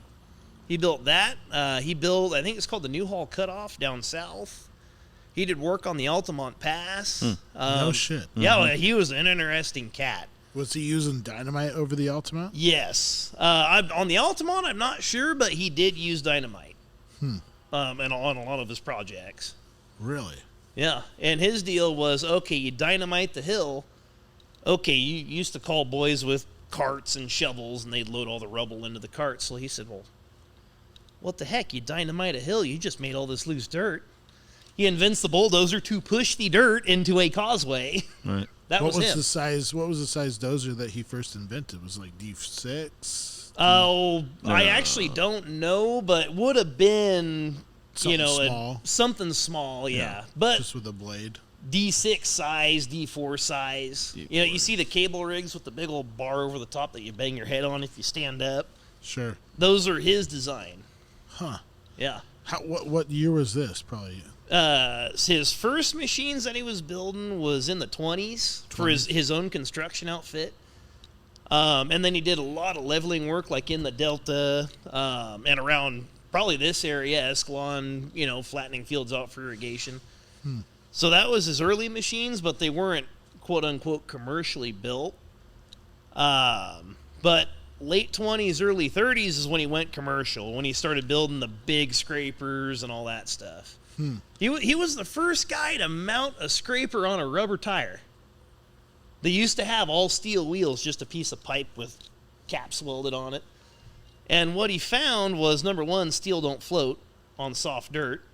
Number two, operators are banging this machine around. They're getting tired. You couldn't get a 10, 12-hour day out of them. On the rubber tires, he said, 14, 16 hours. You want to make a guy go, you have him go. Really cool. So, how in the world did that go from that to where it is today? So Laterno's motto, he said, there's never a job too big. Never. Only machines too small. So every time he would double the capacity, like of one of his scrapers, he'd sit there, he's like, well, how do I double it again? Or how do I quadruple it? So he's, so like diesel electric dump trucks and stuff, like in the mines, he was the forerunner of that. He actually built one in the 20s with electric motors, but the technology hadn't made it yet, so he scrapped it, but he never forgot that. And I want to say it was in the 50s or 60s he went back to it because technology caught up where you could make a motor small enough to fit in the hub of a dump truck. Did he ever get cock-blocked by the government? Not that I've read in his book, no. Because I could see the government saying, hey, we don't want this coming out. Well, We remember, don't want this technology coming out. They needed the help. 1930s. Right. Well, that was part of it. Right. And he had a lot of government contracts. Right. But remember, 1930s, he would have been at the start of that, because 1930s, that's the greatest generation, right? They elected that communist, Franklin Roosevelt, 4 times in a row. So, I don't think he had it then, but the greatest generation laid the bedrock for what we're fighting today. Wow. Huh. That's pretty interesting. I hope the greatest generation isn't listening. I doubt it. They're pretty old right now, right? Allegedly. Allegedly. So what other books have you gotten into besides that? What about conspiracy theories? You into that? JFK? Not much conspiracy theories. No? Like where That's you're going with something. that. Yeah? You like that? I'm a big JFK guy. Okay. Here you go. I love the JFK conspiricies. Speak on it. What do you got? Dude, I've been deep into James Files right now. James, I can't remember his a real first name or whatever. Anyways, James Files is a mob guy that was in the early 2000s, I believe, confessing of killing JFK, which is pretty crazy confession to Right, make right. because why would somebody do that? That's a death sentence. Right. You think, okay, the guy's already in prison. Maybe he's thinking, you can't put me in prison twice. Is he in prison now? No, Oh. he's out. Oh. He's out. And I believe that he's out because he was in the mob, and I think that he confessed to a few things to kind of help him out. Right. But he wrote a book on how he killed JFK. Wow. I think it's something about the grassy knoll, and the dude is holding nothing back. He's saying who was involved, who did it with him, how he did it, what weapon he used. He even talks about in detail about biting a what's it called, the Shell casing. shell casing. Yeah.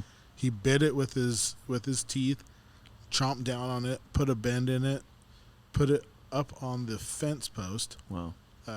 Talked about, like I said, talked about the weapon that he used, how they did it, what happened the days prior, what happened the days after, who his controller was, which is your mob boss, what the mission was. He talked about the whole entire thing, and I don't know if this guy's full of shit, but that's a lot of detail. Oh, for sure. To be making up. And did he say the orders came from the mob, but why?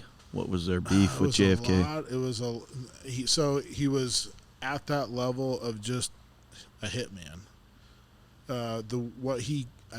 From what I gathered, what he understood was it had a lot to do with the head of the FBI. It had a lot to do with the Bay of Pigs, and his scapegoat, they said, was Lee Harvey Oswald. Yeah. And that he was the Patty. Basically, they trained him up in a certain direction. He was in the Marine Corps at the time. They trained him up to be this crazy marksman, and that he was going down to Cuba. So they were like covering all their bases, right? So they called him a betrayal of America, and he was going to Cuba. He was going to some other country, and he was what's it called when you give up your American citizenship? Renounce it, right? Yeah, you renounce your American citizenship. They said that he renounced his American citizenship, blah, blah, blah. Wow. He hated America, and that he had this beef against JFK. And so when they even gave him a job, apparently, in the Texas School Book Depository. Wow. So the whole thing is just fishy. Really fishy. And then this guy has all these details with Lee Harvey Oswald, with the mafia, and he's giving full detail reason why they did what they did. Wow. And so for the American public to just push it away, or the government, I should say the government, right. For the government to just push it away, it doesn't fit their narrative, like you said earlier. It doesn't fit their narrative for this guy to come clean on doing it.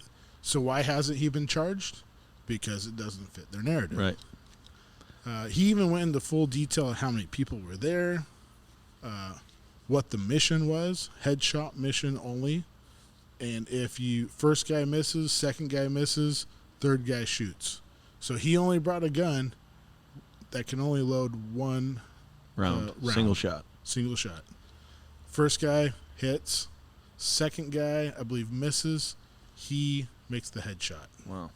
So, or how I don't know exactly how that worked, but the governor ahead of him, ahead of JFK, sitting in the front seat ahead of JFK, it went.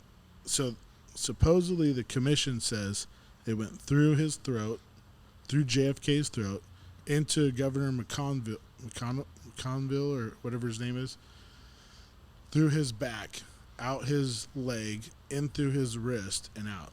Wow. So there's too many shots to be accounted for. For just one guy. For one guy to do this, right? Because they did a lot of research on the weapon that they... Bolt-action Carcano, right? From Lee Harvey Oswald. And they said physically is not possible to shoot off 3 rounds in whatever. 8 seconds. 8 seconds. Right. So that part points towards there's got to be more than one shooter. Right. And so he says that there's one guy in the storm drain on the road pointing up, which if you look at that film, the Zapruder film or whatever it's called, there's a shot that comes up. There's a shot that goes towards, and you'll see JFK's head turn, and the explosion goes towards the back of his head. right? Which blows his scalp and parts of his brain onto the back of the vehicle. Caddy, yeah. So if you're in the book depository shooting and you're Lee Harvey Oswald, when you shoot, those brain matter is not going to go behind him, right? Should be going Should be forward to going- the side. Right. So the whole thing, what he's talking about, makes sense. I mean, Which did you see the picture of like Jackie Kennedy trying to leave the car? Like, her husband's at his lowest point and his woman's trying to leave him. I don't get that, right? I don't understand why she tried to jump out. Her explanation was that she was trying to grab his brain and give it back to him, or get his brain and bring it back. Oh, wow. And she even did That's when FDR swore in, she was still in the same outfit, all bloody and everything. Who the heck? It wasn't FDR. What was? Franklin Roosevelt. No, Franklin Roosevelt's from the 30s. What's his name then? Who was John Kennedy's vice? Was it LBJ? LBJ. Sorry, LBJ. Lyndon Johnson. Lyndon Johnson. Wrong, I'm sorry. wrong acronym. Sorry. LBJ. Sorry. Well, I have to edit that part out. LBJ. Sorry. LBJ. LB gay. Fiends for editing. TQ. So LBJ, when he swore in, yes, please. When he swore in, First Lady was wearing the same clothes. That's as, crazy. That she still had blood on. Wow. And the bullet that supposedly went through all those bodies and out. So they did a lot of testing on that bullet. If you were to shoot through, say, like A watermelon. a watermelon, it would come Still out mushrooms. completely destroyed. Right. Right. Most bullets would because Right. they're destructive like that. Right. This bullet that came out that supposedly went through in and out of bodies in perfect condition. Wow. That's Even crazy. if it hit something as something like a bone, it would have some sort of Thank you. fracture. Right. It would have broken some way. Right. But this one. That is wild. So I've been doing a lot of research on James Files and how true he actually is, and if he has any ground to stand on. But he has nothing to lose, which is interesting. You're going to know if there's smoke right here and fire, because if you disappear in the next week after you post this podcast, we're going to know that government's the trying to cover you up. The government doesn't want James Files to be true. Right. So I would be considered a conspiracy theorist. Right. And they would blow me off or Blow you just up. shoot Hey, me. look at Alex Jones. Like, kind of far out there, but at the same time, like on the pedophile thing, it's like, the guy was, he was right. Right. A lot of his shit has come true though, Yeah. which is crazy. Yeah. All his conspiracy theorists isn't really conspiracies. They're A lot of it's kind of. Yeah, as you go down the road, it's like, oh, huh. Right. I have 2 InfoWars coffee mugs. Like, I contributed to the cause at this point. but he was talking about early on in COVID. Why would they do this? Why would they make a vaccination that force people to take a vaccination? Why would they do this? Why would they do? He was like the spearhead of all those things. Right. And people called him absolutely crazy. I don't know where he's getting his information from or how he's getting his information or if he's just pure dumb luck, but it just keeps on going. He's got a and going. source. He's got a source. Wow. He's even, what's weird is the thing about the guy is you would think he would be like, try to remain sober. But, so he does that Joe Rogan show. Just gets completely hammered. Right. Why would he do that? Right. Trying to ruin his legacy? We're trying to tarnish his name? Right. Why would he even try to do that? Like, I don't know if he was smoking weed with them, but he was definitely taking shots of whiskey and getting ham-boned with them, like on a New Year's podcast. I don't know if you guys remember that, but yeah. So you're big into InfoWars? Not big into it, but when the Epstein stuff started to come out, I was like, you raise an eyebrow at it. And then when Prince Andrew got caught, I was like, I think I owe Jones a couple of bucks because he called that. Yeah. So So did you ever hear the story about Jack was supposed to be here today? Right. Did you ever hear the story about? You ever hear the story about how he just flew in Epstein's plane? Yeah. You haven't heard that yet? 2-3 weeks ago. Jack? Yeah. Really? Yeah. They went What, to, his plane get They went to auctioned Georgia. off or something? Yeah, they went to Georgia to check out a digester for the dairies, right, for the methane deal. And the plane they were on was Jeffrey Epstein's old private jet. I'll be damned.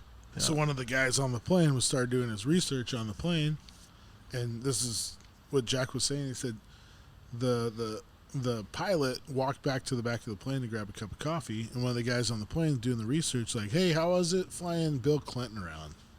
He's like, gives him a weird look on his face, like, "How do you know about that?" He's like, "I Googled your name. It's right here." Sure enough, same plane, same pilot. So when the plane went over, the pilot went over. And the logs too on a private plane, right? Every person that's ever ridden in it, your name has to be logged. So they're flipping through the logs, and it was like, naming off all the people that he was rolling with. Dude. Yeah, heavy. And now I guess the guy who bought the plane is suing the company he bought it from because he's claiming he can't get business because people are finding out it's Epstein's plane, and they're like, nope, we're not flying on that thing. Really? Yeah. Oh yeah. Wow. Yeah. Crazy. So That's wild. One thing about Epstein's plane is, if you're Bill Gates and you're the richest man in the whole entire world, now you're the largest farmer in the whole entire world. Right. Go past that, but anyways, you're Bill Gates. You're the wealthiest man in the whole entire world. Why would you fly in somebody else's plane? Right. It's a shit plane compared to what he can afford. Right. Yeah. Bill Gates looks like the kind of guy that would let his wife drive him around, though, too, sober. Like, I don't know. Like, some people just like You're to saying bum he's rides. a pussy. Yes. Okay. Okay. Drive him around sober. Like, A regular San Diego. so you think he's just trying to save a buck? No, I don't think he's trying to save a buck. I mean, some people are just wired that way. Like, I don't know. He might be that You one. think maybe he was trying to save himself from something? Any records or logs? Yeah. No, because his name would have been logged anyways, right? It was, but he wasn't expecting that whole log to get. To Blown get up. released. To get blown up, Yeah, yeah. it could be. I'm just saying. I mean, like, anywhere I go, like, I just want my own ride. Doesn't matter what. That's why I don't go on cruise ships. Because, like, I can't go home when I want to. Oh. Like, you'd figure, I don't know. You'd figure Gates would want the same thing if he's the richest man in the world at the time. Right. Like, yeah, I don't know. I want to go home when I want to go home. Yeah. Right. But, yeah, no, if he was trying to hide something, like, you could see that. But he could go home anytime he wants to go home. Just call his plane to come pick him up. True. Yeah. Valid point. Just wondering why he had to fly in Epstein's plane. Why would you log into that? Why wouldn't you put a fake name? Right. Why do you have to put Bill Gates? Mike Honcho. Same with Bill Clinton. Why would you? Maybe he had hot cocktail waitresses on the plane, or I don't know. So from what I heard though, from that is when the guy approached the pilot talked to the guy that talked to him about it. He allowed him to come into the cockpit, and they talked about what he was talking about. So from what he got, and he let him sit in the cockpit for like an hour, from what I heard. And he said Bill Clinton never went anywhere without several girls in the plane. Always few girls in the plane. Yeah, for sure. You know he's not banging Hillary. No. No. Look at her. Would you do it? Even in the worst slump of slumps, Never. that's a bad slump buster. No, that's. Never tell your friends about Oh that. no, one. that's No. And if you do, you never forget about that one. No. Like 9/11. You never forget. You that. remember where you were. Yep. Yep. Picked her up at a pizza factory in New York. Pizzagate. You remember See that loop? Pizzagate? Yeah. That went away quick. So Chrissy Teigen, like I heard about Pizzagate, I started reading about it in there. It's Chrissy Teigen. Honest to heaven, I think she just wanted pizza that is like, oh boy, I would sure like some pizza. Tweets it and everybody latches her to Pizzagate. It was like, oh, bet she didn't figure that one out Right. quick enough. That was a bad one for her. Yeah. Oh, yeah. Well, no, she's a bad one anyways. My wife has one of her cookbooks. And part of, like, learning how to cook, right, like, seems like an insurmountable task. Well, being the leader in the home, I was like, oh, I'm gonna man up and show Melissa how to cook. So, first recipe I ever tried was eggs. Benny? Eggs Benedict. The frickin' eggs, like piece of cake, crack them into boiling water, BFD. The mother flippin' sauce is hard, right? So I'm looking through cookbooks on how to make this sauce. So Chrissy Teigen knows how to make Eggs Benny. Makes fake sauce. Not cool. Really? Not cool. Not cool. Not Never cut the cool. front on my Speedo. Not cool. Not cool. So that's why I don't like Chrissy Teigen. Hey, I don't blame you. Uses mayonnaise in her hollandaise sauce. Oh, that's mayonnaise. I might Oh. like that. Might be legit. Okay. So the other thing, speaking of airplanes, Nick was a pilot for a little bit. Yes. Nick was big into airplanes for 40 seconds. a hot. No, it was like 27 seconds. Well, you were big into it from the moment you bought it till you flew it Right. Yeah. till the landing. Exactly. It wasn't a landing. So I bought about 10 years ago, me and my buddies started kind of getting into the RC plane deal, right? So Christmas was coming around, and I was getting all into it. I just had a beginner, little starter, and I kind of thought I had it all figured out. So then my dad was kind of thinking that was cool, a little hobby, you know. So I thought, I'll get him a plane for Christmas, and while I'm up at the hobby shop in Sacramento, I'll find myself something new, you know, an upgrade, right? So they have this plane there. It's called a Striker, and it's a jet. It looks like an F-18. It's freaking bad, and it's electric, and it flies 80 miles an hour. So, I mean, it freaking hauls booty, right? So I scoop a couple planes up, that one, you know, obviously included, and we come back, and I'm so excited to get this thing up in the air. So we come back to T and Eddie's house, Mike T and Eddie's house in Escalon there on Escalon Blota. Big open area for the most part, but there's a grape vineyard just to the, let's see, it would be the west of his house, but everything else is wide open. So I put this thing together, charge the battery, you know, whatever, and take off, and I take off fine. Flying away is no problem, right? But then when you make the turn and you're coming back at yourself, then everything is reversed. Well, I take off, and I'm like, well, I want to see what this thing does right away. You know, it says 80 miles an hour. Let's see. So I take off fine. I flip it up, and I'm just smashing this thing just fine. I'm like, oh, this is no big deal. Well, as soon as I come back at myself, right, loop it around and start coming back at myself, everything's backward. The controls are very sensitive. So this thing's coming straight at us, and I'm kind of like, I'm going to show off. I thought I still had it handled, so I was going to buzz the tower, you know, permission to buzz the tower. And I lost it and blew that thing into the grape vineyard and just shattered it into 1,000 pieces. It was like $600. Oh, no. Oh, Yeah. Oh, terrible. Yeah. So I had 27 seconds of fun. That's how long you lasted? Yeah, that's it. 20 seconds. So what were the guys saying that were watching this? Oh, they were just blasting me. You freaking idiot. Because the guy at the store is warning us, like, so how advanced are you in, you know? I'm like, well, I got one of these. I forget the name of it. And he kind of chuckles. And he's like, you don't have anything else? I'm like, no. The plane I started on was like $100, right? And he's like, well, I don't suggest buying this. This is a hot rod. This is a Ferrari, right?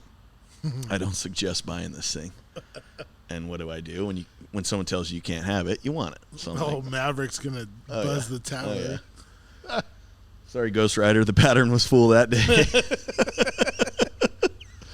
Oh, just all my hopes and dreams and aspirations just exploded right in front of my face. Did you ever get back into it?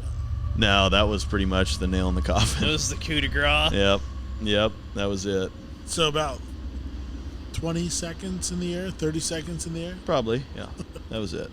$600. $600 down the tubes. What'd you get your dad for Christmas? $2 after a second? No. I'm an idiot. No, that'd be What is that? $20 $20 a second. a second. Yeah. Yep. What'd you get your dad for Christmas then? I don't remember now. Wasn't that his present? Your dad's flying his plane around like, hey, son, where's your plane? I had two. I bought two. Oh, you did? Yeah, so he still got a plane for Christmas. I just didn't get my toy. Does he still have it? No, shit. I haven't seen one of those things for 8-10 years.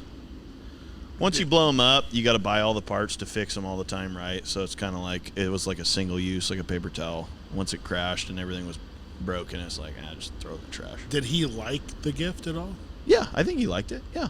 No, I think he was all about it. All the guys were coming over here to the park by across from Bob Camps's, right, Mislin Park. There was like a whole big old crew of flyers out there, for a long time. I don't know if they shut that down now because I don't see them out there anymore, but there used to be like, 10, 15 guys. You remember that? They're still out there. Are they? Yeah. Okay. Yeah, there was a big old Well, it's been crew. so windy lately. Oh, okay. All year. Yeah. Yeah. This has been the summer of wind. It started like in March and just hasn't stopped blowing. So maybe they're worried about the wind. That could be. That could be. But out there, it's windier than shit. Yeah. Yeah. They got a little runway out there set up on that dirt's all hardened off and flat. And they take off, land. It's a cool spot to fly. That's pretty cool. You ever watch them? Yeah. Oh, yeah. I'll pull over and watch. If someone gets a hot rod going, then I'll pull over there and watch for a little bit. You never tell them that you were In the game? in the for, market? For a second. For a brief second. I'm a veteran at this. You know who was big into I'm that? a regular John McCain. Yeah. Frank Vanderplatz was huge in the RC planes. Really? Yep. You go in his shop, he's got 20, 30 of them. He was into the old gas ones. Huh. Yeah, pretty cool. He's got some big ones, big as this table. No kidding. Oh, yeah. Yep. And that remember that old blue pickup he had? Yeah. He had a whole, setup built in the back of that to haul his planes to wherever he was flying. Huh. I told him that story, and he was just dying because he has a Striker, too. And he's like, so you were flying planes for 2 months, and you ended up buying one of these? I'm like, yeah, and this is what happened. He was just dying. He's probably thinking in the back of his mind, what an idiot. What an idiot, for sure. Happens I'm to pretty best sure of he them. didn't think it. He told me. Well, at least he's honest. Yeah. Yeah. Oh, that's great. Yeah. Did you ever get into helicopters? No, I think Josh on that trip bought his father a helicopter, and I think that thing met the same doom. It flew for a few minutes and then just blew into 1,000 pieces. Crash. Went and pulled a Kobe Bryant. Yeah. Oh, Zing. Back in the day, my roommate Aaron Bartels. Oh yeah, he was into that. He was big into. Yeah. He's still flying helicopters. You can follow him. I believe his Instagram is Helmet Fires or something like that on Instagram. Anyways, he'll do private, for the Cal Fire, Right. putting out fires Right. in Yosemite. Legit Nevada. flies real Oh helicopter. yeah, Real yeah. helicopter. Okay. Is he around here now again? Yeah. No, Fresno? I don't think he was in Fresno. I think he's up in. I believe he's in the Oakdale area. I'm Okay. not for sure. 'Cause Anyway, he was doing. He was flying guys back in the day in Alaska out to the oil rigs, correct? correct. I believe so. Yep, he was private contractor or whatever to fly people around. Mm-hmm. So I was living with him for a hot minute with me and Brock and Clayton Spurgeon. We were living at that house on 120. 4 guys in The party double house. wide, A mile away from Old Town. right. It turned out to be a party house. Yes, you're right. I was just back from Iraq. My head wasn't straight, and my priority was spending all my hard-earned money at Old Town for 180 bombs and great bombs and whatever else, jukebox money. And anyways, he had these helicopters that he would fly, and he would pick up a gallon. So he would fill up an old milk jug full of water, hook it up to the bottom of his helicopter, fly it up way up to the point where you couldn't even see it anymore, And then drop it. And it would land right next to us, right? Type of thing. I thought this was super cool. So I'm out there and I'm going to take a video of this thing because I got a video camera. Till it hit him in the head. Put a tape in there, click it over, turn the video camera on, start recording, blah, blah, blah.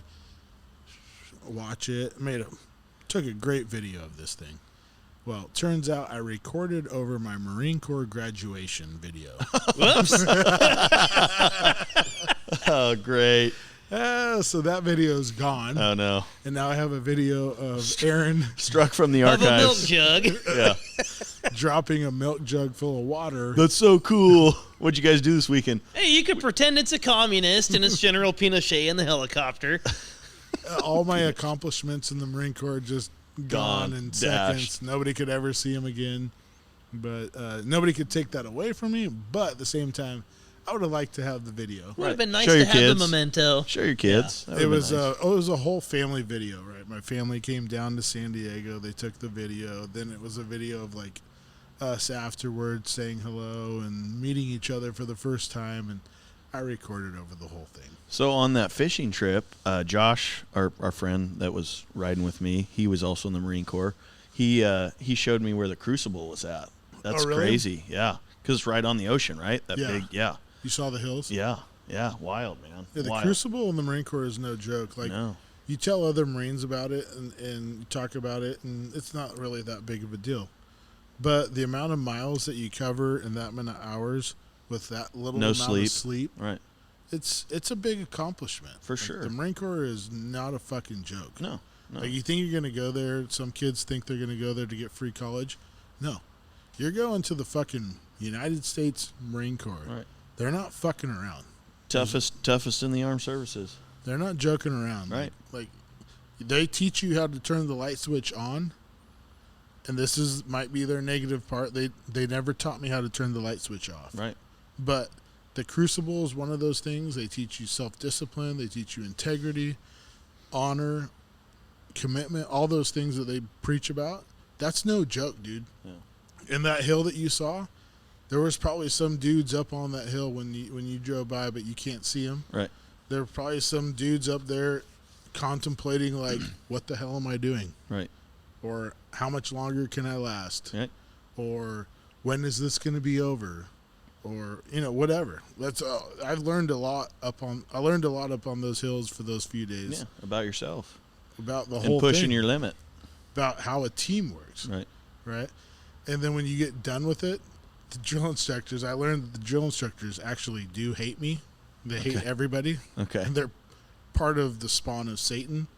That's their goal, is to be evil.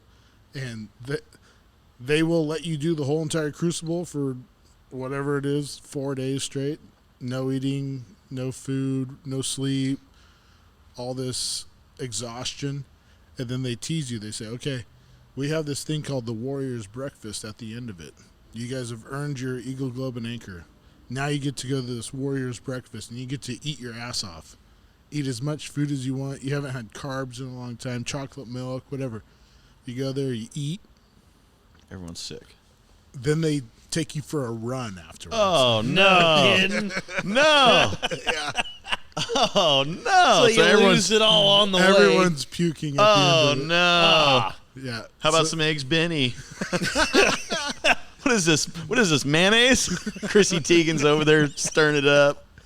I was eating cinnamon rolls and chocolate milk and Oh, jeez. eggs and bacon and So sausage. you dove straight in. Oh, I dove straight in, head first. Yeah. So did anybody try to warn you, like, hey, no, it's all a sham. Don't buy it. No, they were just like, hey, and I should have known better, because they were assholes. They the were whole being entire friendly time. all of a sudden. Why would these guys be friendly? And I thought, okay, we just earned the Eagle, Globe, and Anchor. We just became Marines. We're cool now. Yeah. We're homies. Right. They like me. They really like me. They never liked me. They never thought I was cool. So they were explain- never my friends. Explain, I guess I want to know, what is the Crucible all about? What are you doing? The Crucible is teaching you how to do really, really life-threatening things under life-threatening Conditions, yeah. conditions. Teach you to work under pressure. A lot of under pressure shit, right? So you might be trying to bring an ammo can through the mud underneath concertina wire while somebody's firing over top of you. Meanwhile, you haven't gotten any sleep. So you're doing all this stuff under pressure with lack of sleep while somebody's screaming at you. Everything's under pressure. Were guys dropping out? Dropping out, I don't know if they were dropping out, just fatigue. Just dropping. It would be fatigue, maybe heat casualties, Right. to where So they have this thing called the Silver Bullet. I think I've talked about it on the podcast, but Silver Bullet is like a thing where it brings you back to life when you've been exhausted. It's basically like a silver probe thing that they shove in your ass. Oh, wow. So while you're doing, when you're hiking in the Marine Corps, they call it humps. So you're humping up these hills, and when you're hiking and humping and you think it's a hike, it's actually an over speed walk with 60 pounds on your back going up and down these hills. Well, if you don't drink enough water, you're going to get heat exhaustion. And so when you fall on the ground, first thing they do is heat exhaustion, heat casualty, pull your pants down, they shove a silver bullet up your ass. Wow. So everybody has to turn, So those are the types of things that you see. So And what's in that thing? I don't know. I never PCP? did find out. PCP.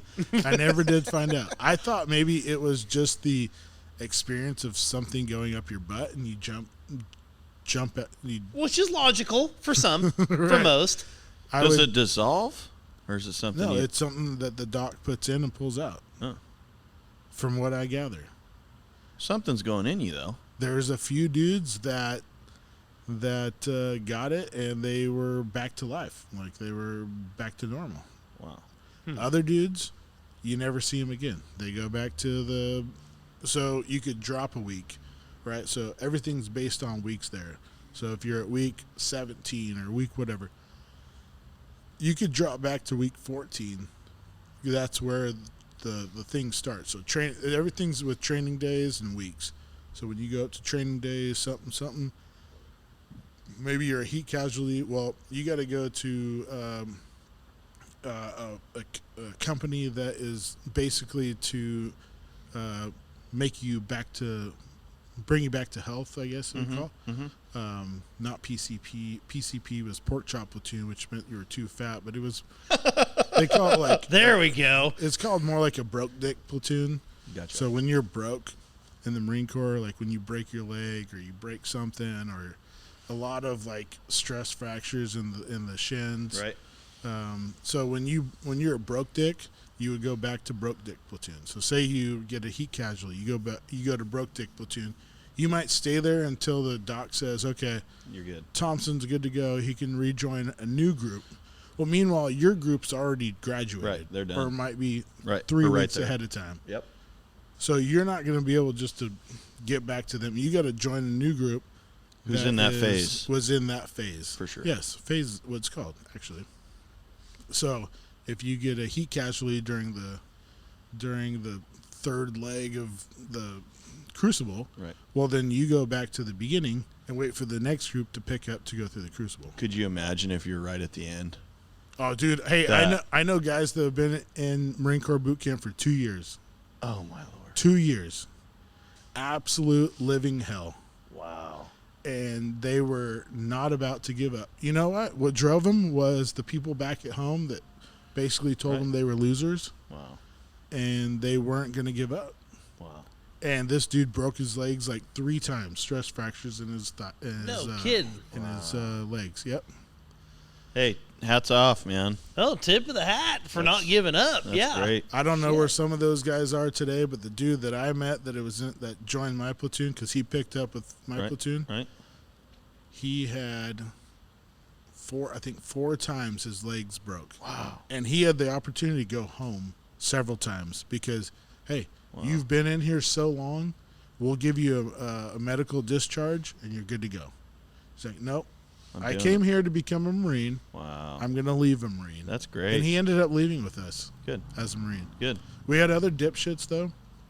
You have a thing called Family Day. The day before you graduate, your family comes, and your family will spend the day with you, or not the day, but maybe 3 hours. And you get a chance to just catch up with them, hang out with them, eat with them, go to the PX with them, which is their store. This son of a bitch. I think it was from Sacramento. This son of a bitch. This was right when, like, 50 Cent, I think, came out. And he's at the PX with his family. His little brother's looking up to him. Mom and dad are with him. Grandpa and grandma are with him. He steals a freaking 50 Cent CD. Gets caught red-handed Oh, no. stealing the CD. They just boot him out. It's done. Like You're- one bad The decision. day before The graduation. day and he's before out graduation, skis. in front of his family, as proud as could be of this guy, Wow. and he goes and does something That's like that. terrible. That's terrible. How disappointed would you be as a parent? Like The proudest moment, right next to probably one of the worst. and he'll never live that down. No. That'll be with him forever. And his little brother will probably never look up to him again after that. For a CD, too. I mean, 50 Cent, too. yeah. I could see Journey or Right. Steve Miller Band. but Right. 50 50 Cent? Cent? He probably never listens to 50 Cent after that. No. Like, this guy got me kicked out of the Marine Corps. Apparently that's his Pulled net it worth out, now dude. too, right? 70 cents. Inflation. He's at 70 cents. He's broke. Guy was What's worth his like weight up to, though? 300 million and he has no money. Really? Yeah, he's broke. Broke as a Really? joke. Yeah. Yeah, he was the guy, he's vitamin water. That was his jam. Yeah. And he is broke. Yep. No kidding. I'm worth more than 50 cent. Yeah. We're all doing good, boys. We're doing okay. They let him turn the switch off, but they didn't teach him how to turn it on. Turn the switch on. They didn't teach him how to shut it off. Hey, bud, when the spigot's going dry, you got to kind of slow it down Back a little off bit. the throttle a little bit, Haas. Yeah. There was other dudes, though. There was a lot of sad stories in the Marine in boot camp because so we started with 90 recruits. At the end of graduation day, we graduated like 44. Oh, I wow. think it was. 50%. Yeah. Wow. But there was a lot of dudes that just went crazy. Like, they couldn't handle the stress. They couldn't handle the pressure, and so they just bounced out. Like, you never see them again. Really? Like, they might have done something, who knows what they might have done. Like, one dude tried to jump off the stairs, stuff like that. But then you got the sad stories about the dude that went back home on his 10-day leave. So you graduate Marine Corps boot camp, and they reward you with 10 days to go visit your family, right? Goes back to the hood where he originally came from and gets shot and killed No. by the gang. That Really? You tried had to that in run your away from. 90? In your 90 people Yeah. crew? Yeah. That happened to once? Yeah. Somebody? Yeah. Oh, no. Good night. Because you all gather back up for a thing called Marine Corps Combat Training, MCT, in Camp Pendleton. And this dude never showed back up, and we all knew that he was supposed to show back up. He never showed back up because he went back home to the hood to this guy. You hear about this shit, but his option was his older brother was a recruiter. His option was go to prison or jail or whatever for whatever sentence he had, or I could tell the judge, hey, I'm going to turn my life around and join the Marine Corps. So he joins the Marine Corps. His brother gets him in through that waiver, and then never shows back up. Goes through all of Marine Corps boot camp, and then never shows back up to MCT. That's terrible. And we find out that he got shot and killed on the streets where he came from, somewhere down in L.A. or something like that. So Oh, my goodness. those are American heroes. That was a future American hero. He had greatness written all over him because he was destined to be like a recon Marine. Like, he had it in him. The best of Just the a best. total BA. You could tell when we would do, say, like 12 pull-ups, he was pumping out like 30. Wow. When we were doing like a 19, 20-minute 3-mile, he was pumping out like a 17 3-mile. No problem. Right. 100 sit-ups and whatever it is, a minute, 2 minutes requirement. No problem. No problem, right? So the drill instructor saw all over him like, hey, this dude's destined to be like a badass. Right. His genes, Right. he's going to be a badass.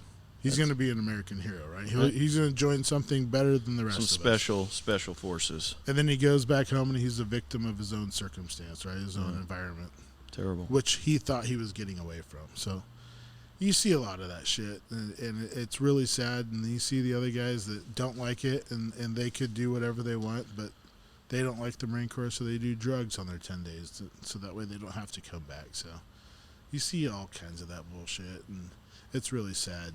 But the Marine Corps will either make the best of you, or if you're a victim of it, you could, if you're a negative person, it could turn out a negative experience. So It was cool being down there in San Diego, though, seeing they're doing all the practicing. The Navy's out there, and there's aircraft carriers cruising by you. You're out in the middle of the freaking ocean, and the aircraft carrier, goes by. It's just nuts. They're running drills.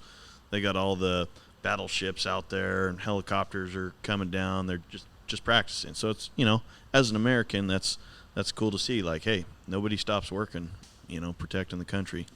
If the red, white, and blue gives you a hard on, if you go down through San Diego, through Camp Pendleton, and you see that on the west side of you, it will give you goosebumps. Yeah. When you see Marines running on the beach, when you see land, whatever the ocean air crafts going. Yeah. Because they got those inflatable crafts that go in on the sand, on the water. Mm-hmm. When you see those things going, and you see dudes ejecting, when you see guys jumping out of helicopters, it gives you goosebumps. Yeah. It gives you a patriotic freaking heart on. Yep. And if as it should. If you're not American, well, that should give you goosebumps. That should give you heart on. Yeah, for sure. So you did you guys stop at all? No, we didn't stop. Sometimes there's people that stop and take a look at it. Okay. Yeah, So- we didn't see anybody. Because I'm taking my wife to San Diego this winter. Mm-hmm. Where, would you go to see or observe? I think it's called Oceanside. All right. So if you're going, It's actually out of San Diego, right? It's like north. yeah. So if you're going, say if you're going in, and you know where the big nuclear Right. boobs Yes, are, the yeah. two, Yeah. It's right there. just past that. Yeah. Right. All right. If I'm not mistaken, Yeah. just past that. Yeah. If you're going into San Diego, and you're there killing time on a Friday, I would Google Marine Corps graduation. Go to the desk, get in there like on a Friday morning, and watch a Marine Corps graduation. It's open to the public. It's the coolest thing you'll ever see. Right on. Bring your family, bring your wife. A lot of wives probably will think it's stupid, but guys like us would thrive Appreciate, on it, yeah. right? It's really cool to watch those Marines stepping in cadence, drill instructors with their Smokey Bears on. It's very like an emotional, patriotic, badass thing. Yep. That I think everybody should see. And that's what starts those Marines on their road to Wherever they're going to go. Yeah, exactly. A lot of those guys will end up being Marine Corps badasses, or they might be in supply. Who knows? But I would recommend doing that if you do go down there. Right on. And it's, like I said, it's open to the public. Just type in MCRD and Google MCRD Marine Corps graduations. It'll pop up. So Cool. just don't Sweet. steal a 50-cent CD. No. I don't think they're even selling CDs anymore, right? No, I haven't seen one in a while. No. All right, well, hey, let's wrap it up. You guys good? Oh, yeah. Yep. Any words of wisdom, any last words that you would say you would want to wrap up everything that's happened today, or maybe words of wisdom that you'd like to pass on to the listeners? Jeffrey Epstein didn't kill himself. Second that motion. And I'd like to third your motion, never pet a raccoon. Don't pet a raccoon. All right, to all the men and women serving this beautiful country, whether it's air, land, or sea, we salute you. To all the first responders, whether you're two-legged or four-legged, we salute you. Everyone have a nice long day and keep your stick on the ice. YuSkool. Out. Cool. Right That was on. fun, man. Oh, that was a good that one. was actually a fucking blast. I got to pee. Me too. I can taste it. Ah!